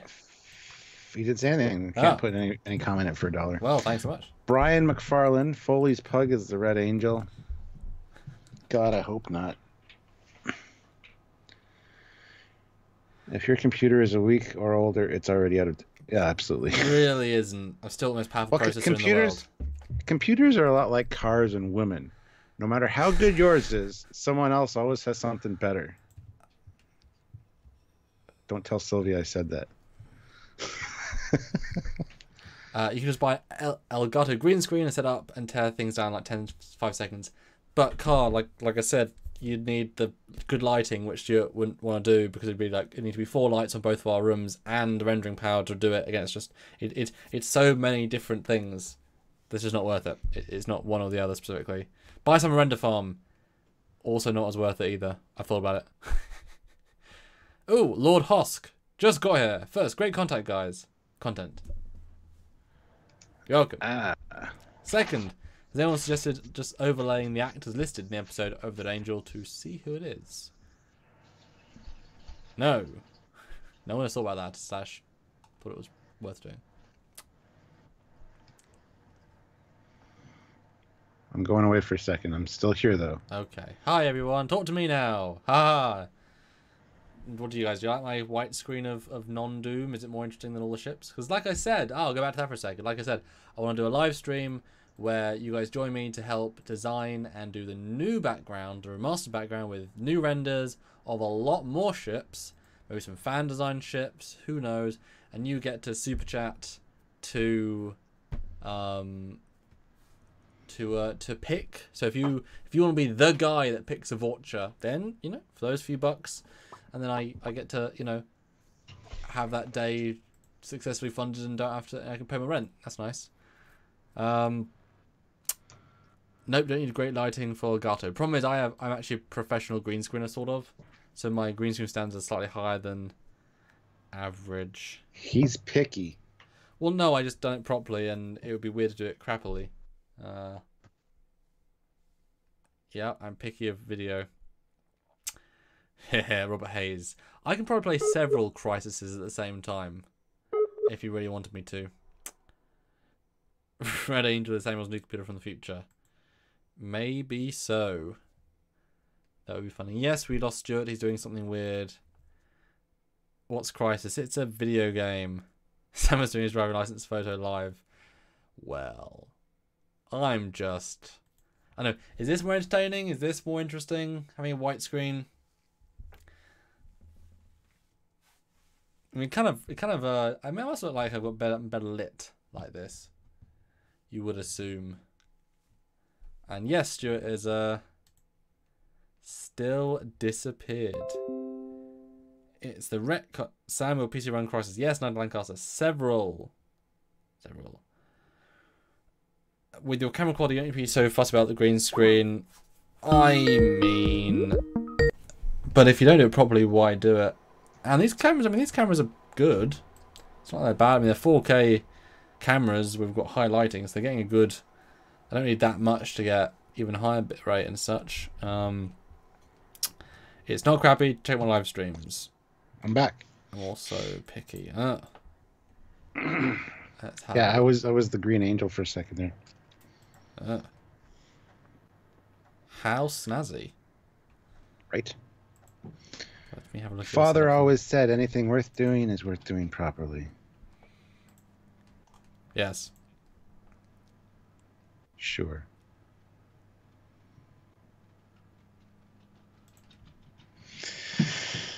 Let's see. I got one of the mods messaging me. Let's see what's going on. Wonderful mods. They're probably saying... just $1 doesn't get the chance to type. Minimum is $3. Okay. Is that 3 American or is that 3 something else? I don't know. That's a good question. 3 American, I think, because I think if I need to comment on something, cheapest I can do is like $4 or $5.49 Canadian or something. Trekyards, whatever happened to Pacific 201? Nothing? Still cranking along. I mean, they've got lots of stuff done. Yeah, it's going to be out. Right. He was expecting early spring, probably March or April. Last live that he was on, that's what he was saying. I think he said he's trying to do like 5 minutes a week or something. He's got a certain, like, it's sort of not so tedious, but obviously it's quite, it's draining to the same project for years. I did that, I know. Especially as, he even says the stuff he did in his first teasers, like he actually removed some of his earliest teasers, Eric Henry did, because he doesn't like the CG as much, even though we all thought it was excellent. Because personal standards improve, that's always a problem. But yeah, I mean, he's got, a lot of it done. He hasn't even started the visual effects, though, yet, properly. It's all about editing the video, because if he can, cut out time... Andrew! Question, how is Convergence coming along? I mean, it exists more. That's the thing about Convergence, that part 2 is dependent on, like, 7 people meeting up in a different country, and a studio allowing us to film...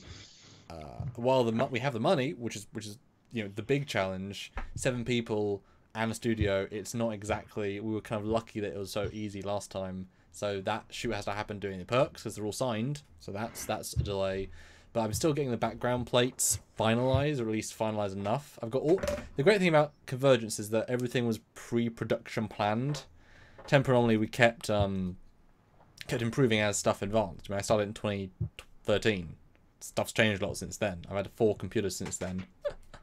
And so for Convergence, I've been, trying to get backgrounds from the very offset so that, yeah, it can be done a lot quicker. And I'm busy on 3 fan films right now that all need my skills, which is a bit annoying, and then Trekyards on a weekly basis. It's kind of like there is no hours left in the day for anything else, because...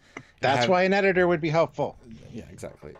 If I have any hours left in the day, how can you justify not doing work for a client to do your own work?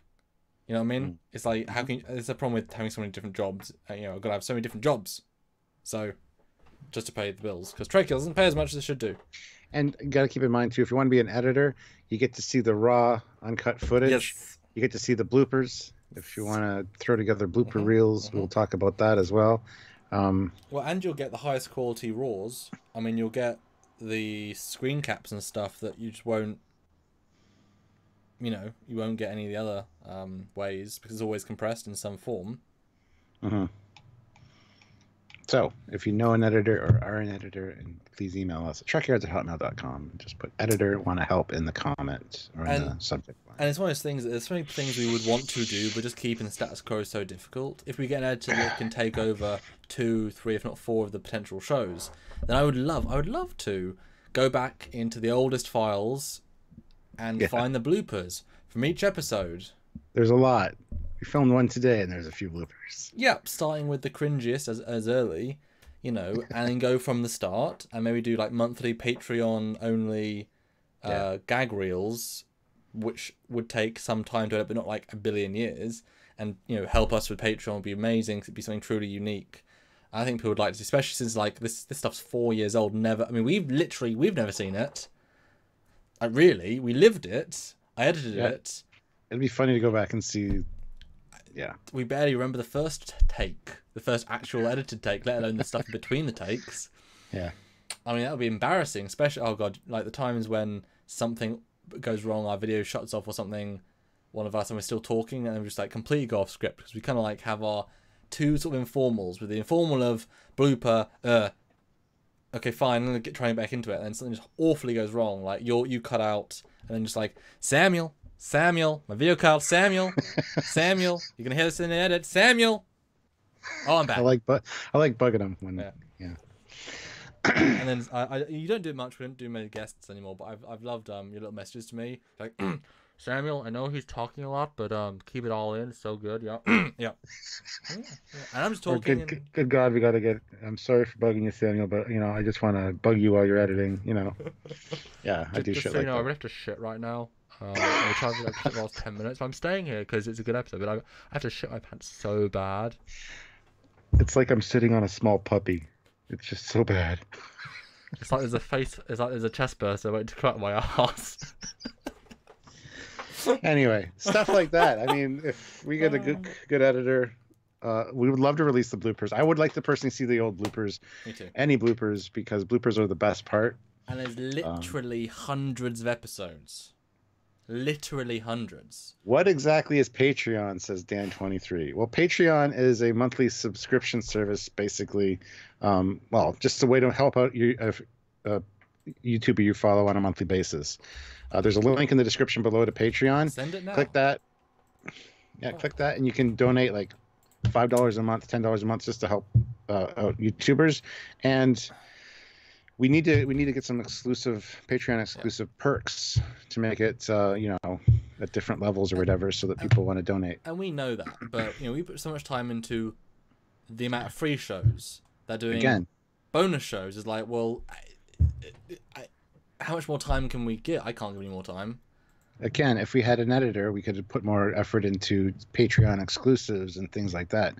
That podcasts, like just chats with you guys.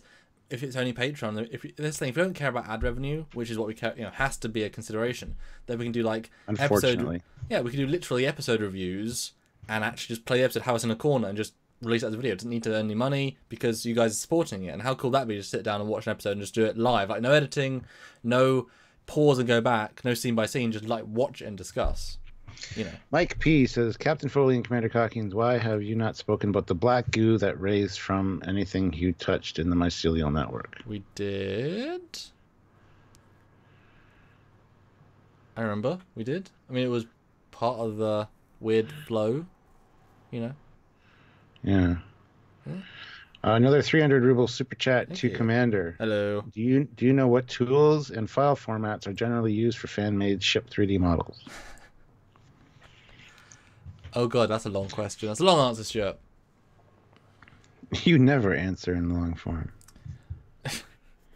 Well, there's Max if you're Tobias. There's Maya if you're Tobias. Max if you're Eric. Lightwave if you're me. And Daz if you're Sean Turinjo. And more if you're everyone else. What if you're me? Pen and pencil. No, just flying ships around. There you go. This is me. Yeah, well, and me at the start as well. Yeah. And it is worth noting that Patreon is kind of the backbone of what we do. Yes. That coming every month means that we can keep going. And YouTube is a fickle mistress. Patreon is a guaranteed, like, we know you support us if you literally support us. Because sometimes, we put, this last episode for Ringing Order, I shouldn't be anymore, but I did animations that took a long time to render at a high quality, better looking, because how could I not?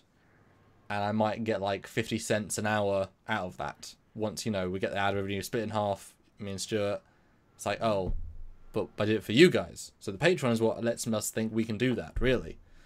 That's really, without Patreon, Yeah, Patreon, it'd be good to have a more guaranteed number every month because we do have to rely on ad revenue.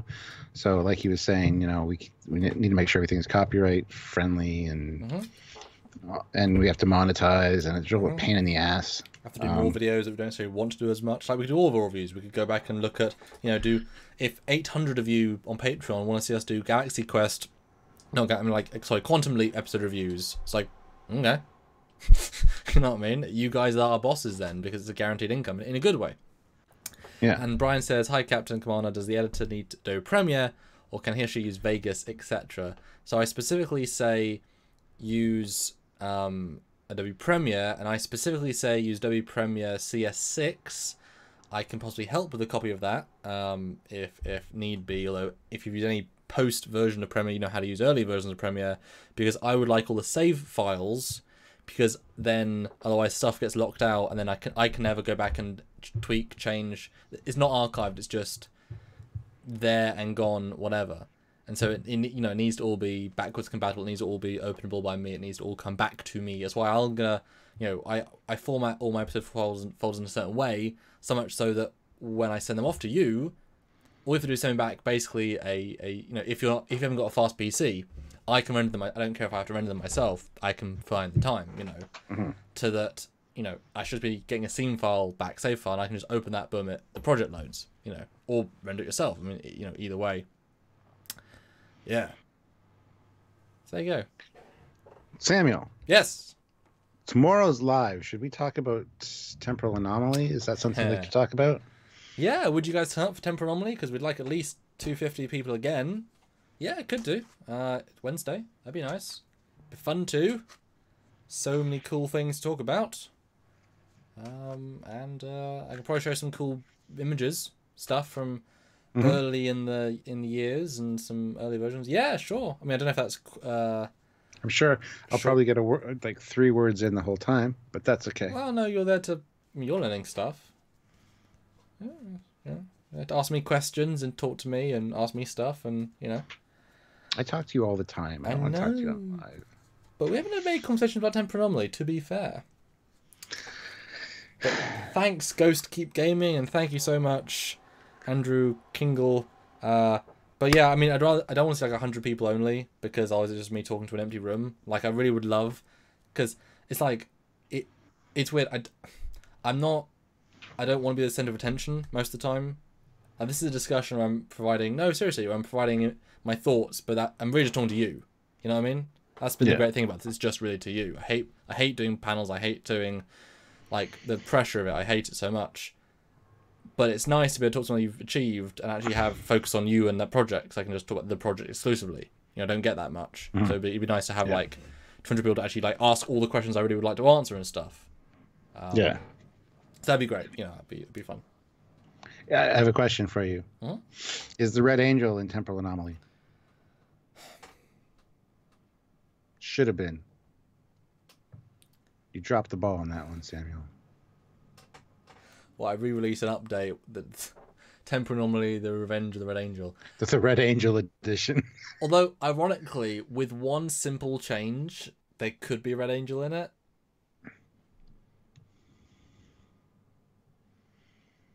I'll go on.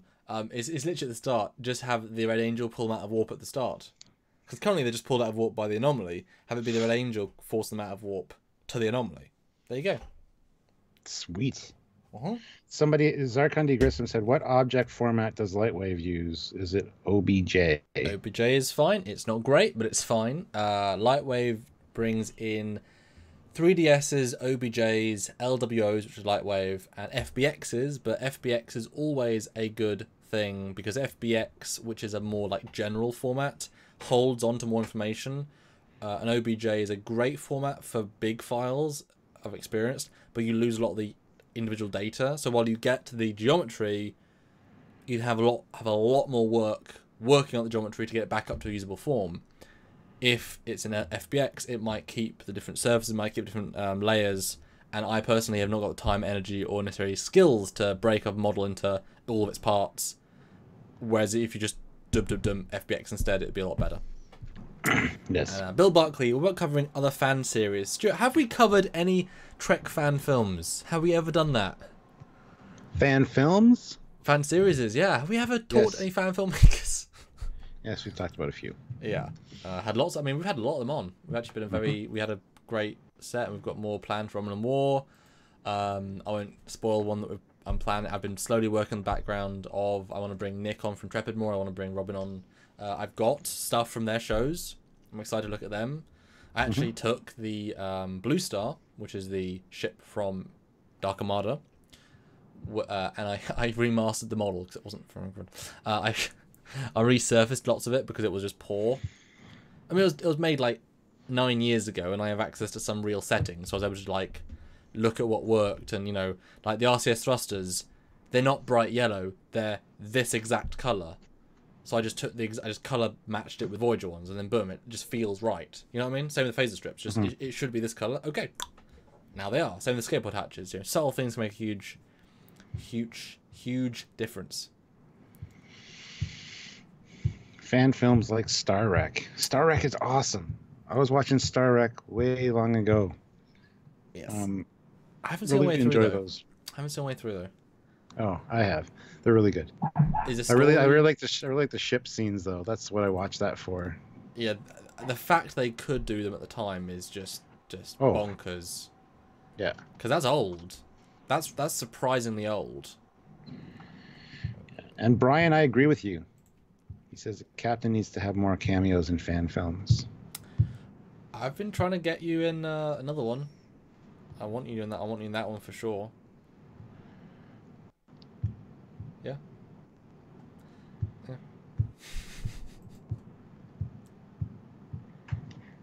Well, I mean, we've talked about our own fan film thing. It's not necessarily a fan film. I mentioned that in my last Captain's Log. And what's nice about that is that it wouldn't take much to like, because we need to, especially if it's just audio, we'd need to like get really good sound. Like even this room isn't good enough. Like your downstairs is definitely not good enough with the hums.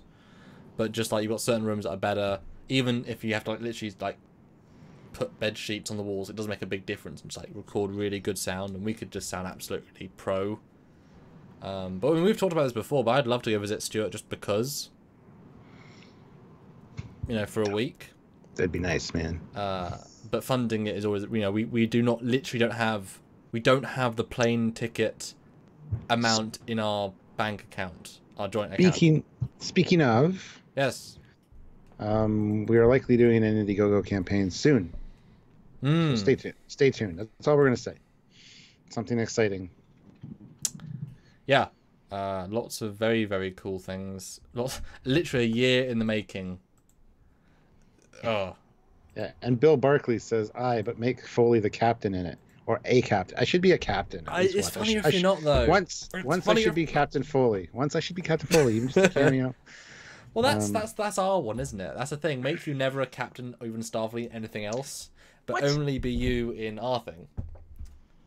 Oh, my God. Because then you get to broaden your horizon. You're actually an actor then. You're not just being you. I'm not an actor. And this... Never mind. I was going to do some acting, but friends, Romans, countrymen, lend me your antennae. Lend me your money. No, we can't give it back. Just give us your money. No, I was trying to say, like, if we, like, it'd be fun to do, like, 7 days of stream and use that super chat to fly me to you. That's the thing. If it's funded, we can just do it. And then we can film videos together. We can just do things. I don't know. Really cool content. Maybe even start more work on the... I mean, it'd be fun if we could be in the same room and record the voices, even to the point of saying, hey, any Trekyards fans that live in 100 miles of Stuart's house want to come and record a voiceover. I'm here for a week, drive up. Yeah, well, you get a few. I know that. I know you can. And obviously, you can direct anyone to act better. You really can, if you know what you're doing. I mean, because plane flights aren't that... if you do, like, 7 days and you try and earn, like, over 100 something each day and, like, do some to PayPal, that'd be nice. Because otherwise, literally, we can't afford a single ticket anyway. Everything has to be funded by the fans. Obviously, we'd offer perks. That's the fun of it. But, it's got to be... it's got to be thought about because it's such a fine line. Like, if we earn double what we earn, we could then like just go on trips randomly, couldn't we? Just double, you know? Is that too much to ask for? I still got to come over and visit you in the UK. I know. Yeah. Not like it's super expensive or anything. It's just a matter of getting it all put together. Yes, and Brian, well, perfect sound. It'd be an audio drama based thing, so sound is the most important thing. And the White Zipper is in episodes of the shows. I mean, it's not always hidden as much as you think. Okay, who knew the Captain Quan IMDb pages? Yes, I do. I have a few credits. I'm on IMDb too. Trekyards is. Oh, it hasn't been updated in forever, but I couldn't keep up with it. Well, if someone says a lot of videos come up, but if you search Trekyards fan film. Oh, not fan films with Trekyards. You mean our interviews of fan films? Yeah. Lots of videos. Speaking of, go look at my Horizon. Really, Raj? Captain Foley or Commander Cockings, are you going to return to reviewing ships? I wasn't aware we stopped. Literally ever stopped. Since we've filmed one today and we've released one every week. I don't even know what to say to that. Some people like really surprise me. It's like they don't follow our videos. And it's funny, we have like 48,000 subscribers on the YouTube channel and most videos get 2,000 views. Yeah. It's like I don't understand. But yeah. We try, guys, and we're still doing ships. Of course, we are doing ships. Yeah, I mean the last one was I was gonna say we're never gonna stop doing ships, but anyway, go. We've not had a video on a Saturday about a ship since October 10th, 2014, the day we started, the first Saturday. Yeah. Quite a few years now. Yeah, Troy Rogers puts in $20. Thank you very much. Oh, jeez. Woo! Hey guys, enjoy your work. A little late to the video. You've missed a lot of cool conversation. You got to go back and watch it after we're done filming. Troy, you man. But thank you very much for the donation. That actually helps out quite a bit. So. That helps a lot. Yeah, it's easy to make us happy. You know, like $20 super chat is like a big deal. That makes more than most of our videos that I just talked about that get 2,000 views with ad revenue. You don't get near that amount of money. Yeah, so. And that's the thing. If we had 320s, that would be a successful chat. Like, done, great. That's success. Like, that's our, rent's being paid if you do it properly. Oh, I love someone, Lord Husk, Stuart, and Samuel. You've barely even reviewed 200 ships. What's wrong with you? What? No, we've reviewed actually way more than 200 ships. Yeah. Add Fleet Yards. Because Fleet Yards has a lot of episodes. You don't realise how many. There's actually a lot of episodes on Fleet Yards. Yeah. There's a lot of things I want to do for Fleet Yards that we haven't done yet as well. But again, editors would help because it would give us more time. Yeah, editors are important for Fleet Yards. Sony Cants puts in 5 NZs, New Zealand dollars, I assume. Just jumped into the chat. I'm guessing the Red Angel is Arium, given all the tech, and she's been getting a lot more attention this season. Could be. Maybe she gets zapped by the computer that is storing all the information from the orb that has 100,000 years of knowledge. And that makes her the Red Angel. Hey, there you go. Dun, dun, dun. Absolutely. And several people say they don't get our notifications. Well, the thing is, guys, we always have a video on Saturday at 5 p.m. GMT, which is 12 p.m. Like, we have the same exact release minute. It's automatic. And if there's a video, like 9 times out of 10, it'll be 5 p.m., which is 12, which is 9, like LA. Like, go check Trekyards at 5:01. Is there a video? Yes. So it's not a case of a random video. It's a case of, oh, they did do one today. Or, you know what I mean? We're so predictable. It seems bizarre to me that anyone can say, why haven't you? It's like there's always one at the same time. And even if you don't want to watch the official Trekyards videos, you want to watch my Captain's Logs or my Eagle Mouse reviews, same time, Friday. Every Friday at 9, Captain's Log drops. That sounds really bad. And then at noon is the Eagle Moss review. So it's something we try to maintain on a regular basis. So hit the notification icon, the bell icon. If you haven't already, click that. I know YouTube is notoriously bad for not sending out notifications sometimes until like 3 hours after the live event or whatever. And that's a real pain in the ass. But Fleet Paw Swiftback puts in $4.99. Take you. a $5 for me being 2 hours late, guys. How kind. Well, thank you very much. Much appreciated. Even though it's not quite a $5, it's $4.99, and then 30% off the top to YouTube. Jeff Jacobs puts in $3. Thank you. We added content. Same number of ships and more now too. Yes, there's a lot more content now with the lives and. God, Jesus, so yes. We're maintaining our regular Saturdays and a lot of bonus stuff. I know Fleet Yards has kind of gone away for now, midweek, but that's because Discovery's going on and we got all these lives and just lots going on. I mean, they'll eventually come back, I'm sure, if we have more time to do them. And an editor would be good. And we tried to end the season on some amazing high notes. You know, the Battlestar Galactica, the White Star, the Cylon Raider, the Attack Mothership. That's some pretty massive ones, the Batmobile. Although we were so surprised, the Batmobile, 2 months later, 2.2 thousand views. The 1966 Batmobile, I mean, that's a complete flop. That tells us never do anything Batman again. That was a really big disappointment. Yeah, see, that's... a lot of people, we say that you vote with your views, and a lot of people are like, well, I watched it, and I understand that. We have our regular viewers that watch all the time. There's about 2,000 of you. But like I said, there's 48,000 subscribers on our YouTube, and we get 2,000 views a video sometimes. It's just, it makes us think sometimes it just isn't worth it. I mean, we love doing it, but... I mean, the work's there, but, if a show takes 2 hours to do the renders, and then 6 hours to do the animations, and then 6 hours for Stuart to write it, and then 2 hours an hour to film it, and then we make $11. It's like, 90 Lancaster, to be fair to some haters, some of your Saturdays are not proper ship videos. In fact, you have not hardly made any in the last year. They're all mission briefings these days. That's not even accurate, but okay. Yeah, one important thing about Saturdays is they always have new information. They always have analysis. They always have something special. Always. And so even if it's like a ship scale chart, that's the first time I've seen all those ships put together with new 3D renders ever in the history of ever. They're never mission briefings in the strictest sense. They're always new information. They're always added. I mean, they're always something. Colonel Sarcophagus ship analysis. That's with new renders, scale, deep dive. We were the first people to do that. Yeah. And then the problem is when we do a big ship like the Decorer, which takes 6 times the time, no one watches it. Then we do a simple scale chart, which is a more controversial topic.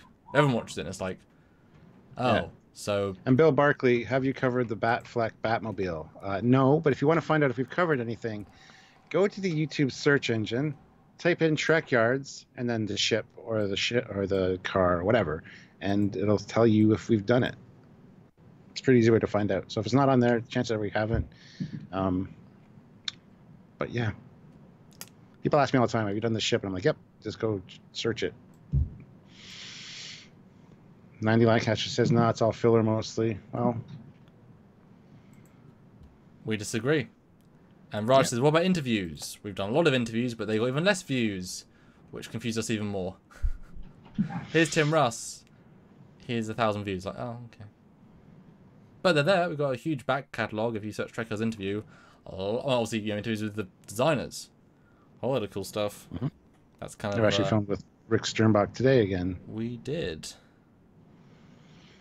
No, we try hard. We try to keep new topics and do interesting things, but we've also been going so many years now that, most of the primaries have all been done to some form. Mm-hmm. We can do them better now. We've got, better graphics and better resolutions, but, Fleet Paw Swiftback puts in $1.99. Have another to negate the negativity. Thank you. Thank you. We're always trying. Yeah, I don't know what's up with the negativity. 90 Lancaster seems to be off his meds today. Yes, I am quite negative. I like their older ways of doing things. Well, as we said, we've done a lot of the ships already, so we can't really rehash them. I mean, we can redo them and make it better, better quality, but... 400 videos in. Yeah. It's like, yep, they're all there to watch. Anyway. Even convention panels that, when I'm into conventions, I did panels which are great. You can see actors tour stuff. So many cool things we've done. You kind of forget all the cool things we have done.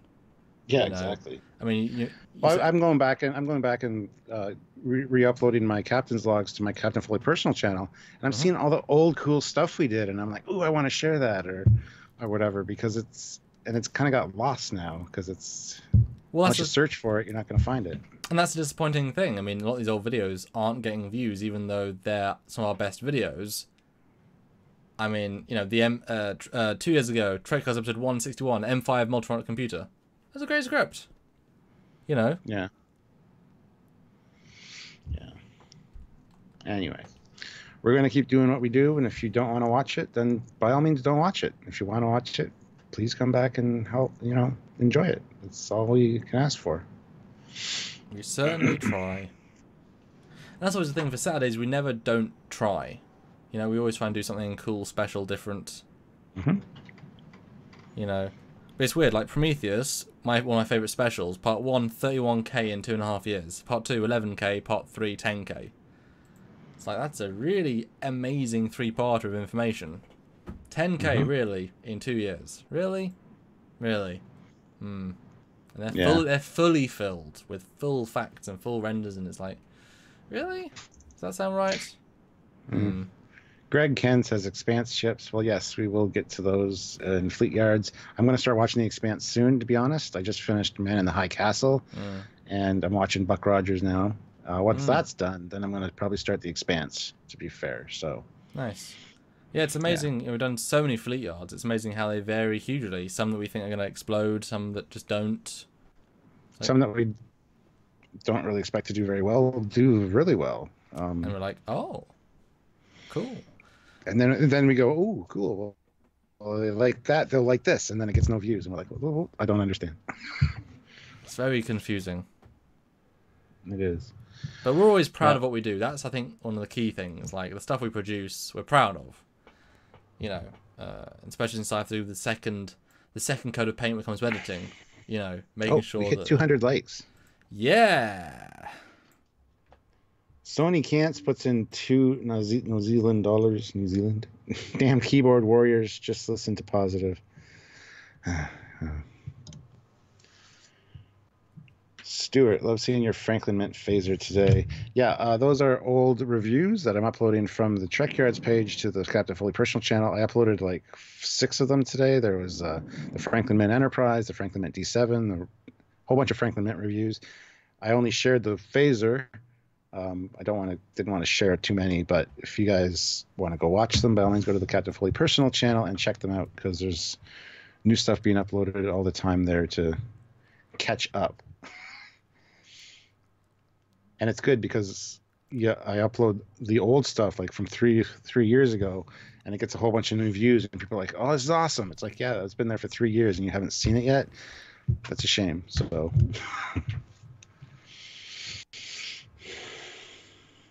Jason6690 puts in $10. Thank you very much. Keep doing what you're doing. You guys keep me company on my commute every day. Love the videos. I play them through the car stereo. People pulling up to me at the red light get to hear you guys too. So every now and then during a video, we should be like, "Hey, asshole, you want to race?" No? Maybe? Thanks. What you doing, Samuel? What you doing? Go up and reading, because I was going through our old videos, so I wasn't reading the chat, and I went up and read the chat. Oh. Derek Rankin puts in £20. Thank you. Oh, wow. Just arrived in the conversation. Think the Red Angel is either the Discovery after evolving in that nebula for 1,000 years, or someone used its memory core to reenact the Red Angel events by going back in time. That's a new one. Yeah, that is a fantastic one. That's for the end of our live stream to throw in. We've come up with a lot of great ideas during this live stream, so go back and watch it, Derek. Yeah. That's the problem with time travel, because as soon as you start doing it, it's like, yeah, where would you know the information? But it's a cause and effect loop of, are they causing it, or are they just being part of it? Are they changing it? Mm-hmm. Well, the thing is, the Red Angels affected so many different cultures throughout history. It's hard to imagine that it's all focused around Discovery, Yeah.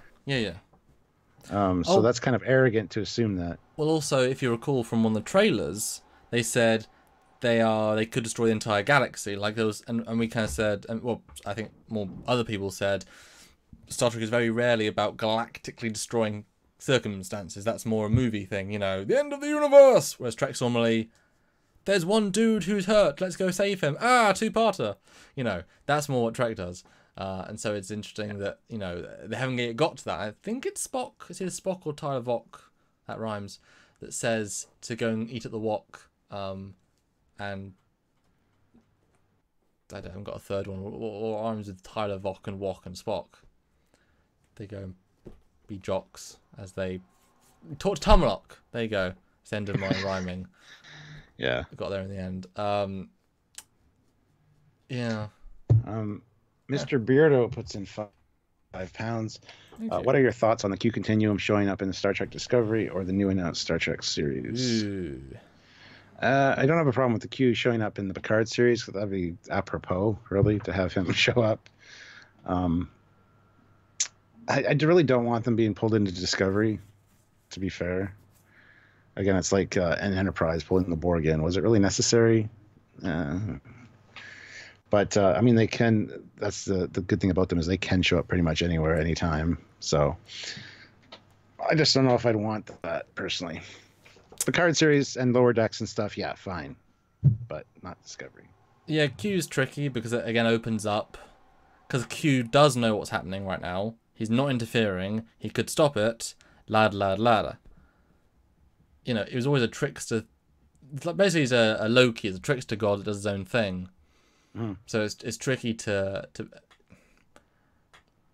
I don't know. It asks more questions. You know. You get the cop out though. You know. Like it's a cop out for me that Cisco punches him. It's like, why would Q let Cisco punch him? Like he's not like he, you know. Yeah, I don't know. Comedic relief. Well, yeah, it's a I don't know.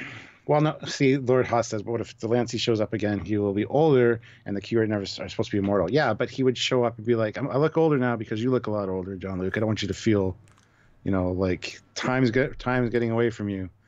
Or whatever, so he's trying to be nice. Well, and you also said Q don't age, but young Q went from baby to teen, and there was an old Q in the continuum, and you know what I mean? Yeah. Qs can pick how they look, so it's not they don't age, it's they pick how they look. It's the wrong way around. Yeah. I would love to see though young Q appear. That would be more natural for me than to have actual dad Q. I think just as a fun little thing. Oh, Samuel, I was going to mention to you. Okay. Going back and looking at some of the videos that I'm transferring over to the Captain Foley channel, I ran into some animations you did that have not been released because they have no sound, but they're fantastic. Oh, I mean, in Trekyards, we were doing a series of them, weren't we? Yeah, there's a few that I have downloaded that we should probably release at some point. Yeah, the problem with that is obviously they're not going to be as good as anything close to what I can do now, so it seems a bit redundant. I know, but they're still pretty. They're still pretty well, cool, though. Oh, okay, I'll just throw a title out there for people. TOS Fleet meets V'ger. Yes. You remember that one? Did I ever finish that one? Yeah, it's a finished animation as far as I know. It just doesn't have sound to it. Oh yeah, it was sound. So it was still marked as private. Did I ever finish the Titan leaves space dock? I've never seen that one. Okay, because that was a real bitch to make at the time. It'd be really easy now. Like I'm just better at doing it. I'm trying to find my folder. So we had E Doctor DS9. No, he yes. He leaves DS9. Yep, I haven't seen that in like 8 years. Yeah, I just saw that yesterday. Not for the first time. No. I remember seeing it when you first uploaded it. Right. And I thought we were going to add music to it and release it, and then it never became part of the animations. They never got the views, so it wasn't. Yeah, guys, you should go check our playlists. We've got like Trekyards animation playlists. We've got a whole bunch of different playlists if you're interested in a specific thing. That's another thing. Check out the playlists. Come on. Oh God, there's a brilliantly bad one, Nebula Class Planetary Survey. No, I haven't seen that one. Everything about it's bad. Jesus. That's awful. Dean Crater Puts in $5 with no comment, Oh, but thank you very much, Dean. That's greatly appreciated. That's awful, though. I've got Titan Leaf. Oh, Titan Leaf Space Dock. Oh. Oh, I even... And you know what? What? Captain Foley wants some more intros. No. I know the guy. He's a bit of an asshole. He's been bugging me. Yeah, We got another non-stop. 200 ruble super chat. Once time travel is invented, everyone will have been doing it. Future paths, perfect, continuous. Yeah, absolutely. Yes. Who's dropping the ban hammer? Who we banning now? What's going on? Fleet prospect back. We've just been chatting. Anyway, it's been 2 hours and 10 minutes, so should we wrap this up? Sure. And yeah, so we might do a chat about Temporal tomorrow, maybe? Temporal? Yeah, Jeff, our moderator, has been putting links to Temporal Anomaly in the chat, so people want to check it out if you haven't already before tomorrow's live stream. Should we do it? By all means, go watch it, and then you'll be able to ask questions. And I will be able to make a thumbnail right now, and then be able to... 90 Lancaster. I just looked at the last decent proper video was 52 videos ago. And which one was that? Days or videos? Videos, I think. Oh. What, so you would include Klingon Defon news concept with Rob Bonshun, or Jem'Hadar Fighter with new animations, or... I put time into that. I put lots of time into that one. Or, well, I don't know. Saladin. Saladin was quite a lot of effort. Ooh, Saladin. Great one, yeah. Yeah. That's a proper episode for sure. I guess he's just not paying attention to what the hell's going on. Or, I mean, you know, Horizon, that was a big one in terms of, like, cool for the fans. Like, look, it's my original ship. You know, that was a... If you're a fan of Trekyards. Yeah, Manhattan class put a lot of time into that one. That was 4 months ago. Anyway, Fleet Pass Swift Pack puts him $1.99. Night, guys, he says. Well, good night, sir. Thank you very much for joining us. Oh, thank you, Jason. Link. I mean, vids with renders that are not just chatting. Like Saladin, the fully scripted episode. Like Ferengi Decor 3 days ago. Yeah, I guess. Like Consulate 1 week ago. Yeah. Like good job, 1 month ago. Like Jem'Hadar 1 month.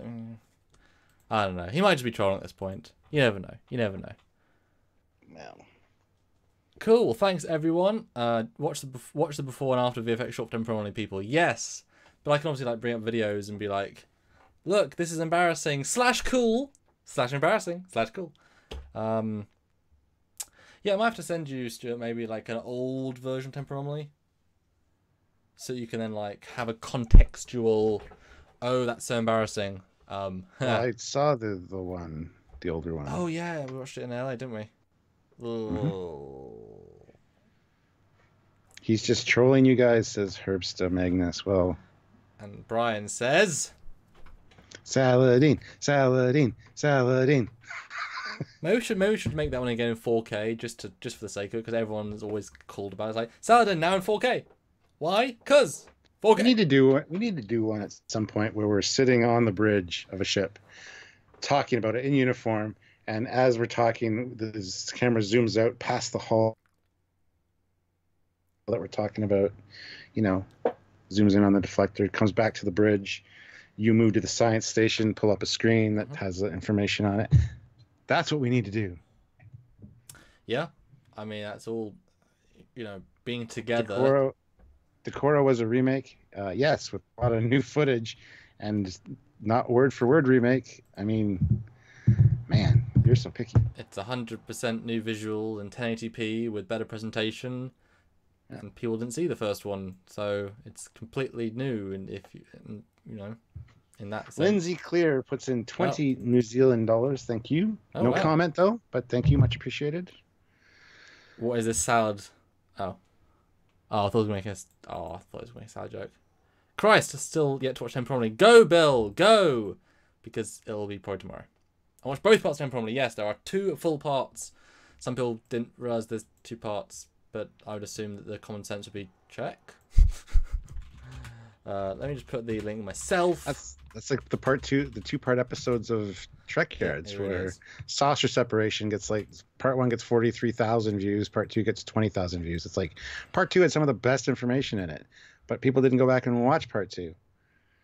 Yeah, Stephen Fathery puts in $2. This channel is great. I love your videos, old and new. Well, thank you very much, Stephen. Much appreciated. Yeah, we're always trying to keep them up to date and new visuals and just better. We're always trying to let them represent our current selves because we're always better. I mean, again, you just compare us to a year ago presentation-wise. We're so much more confident.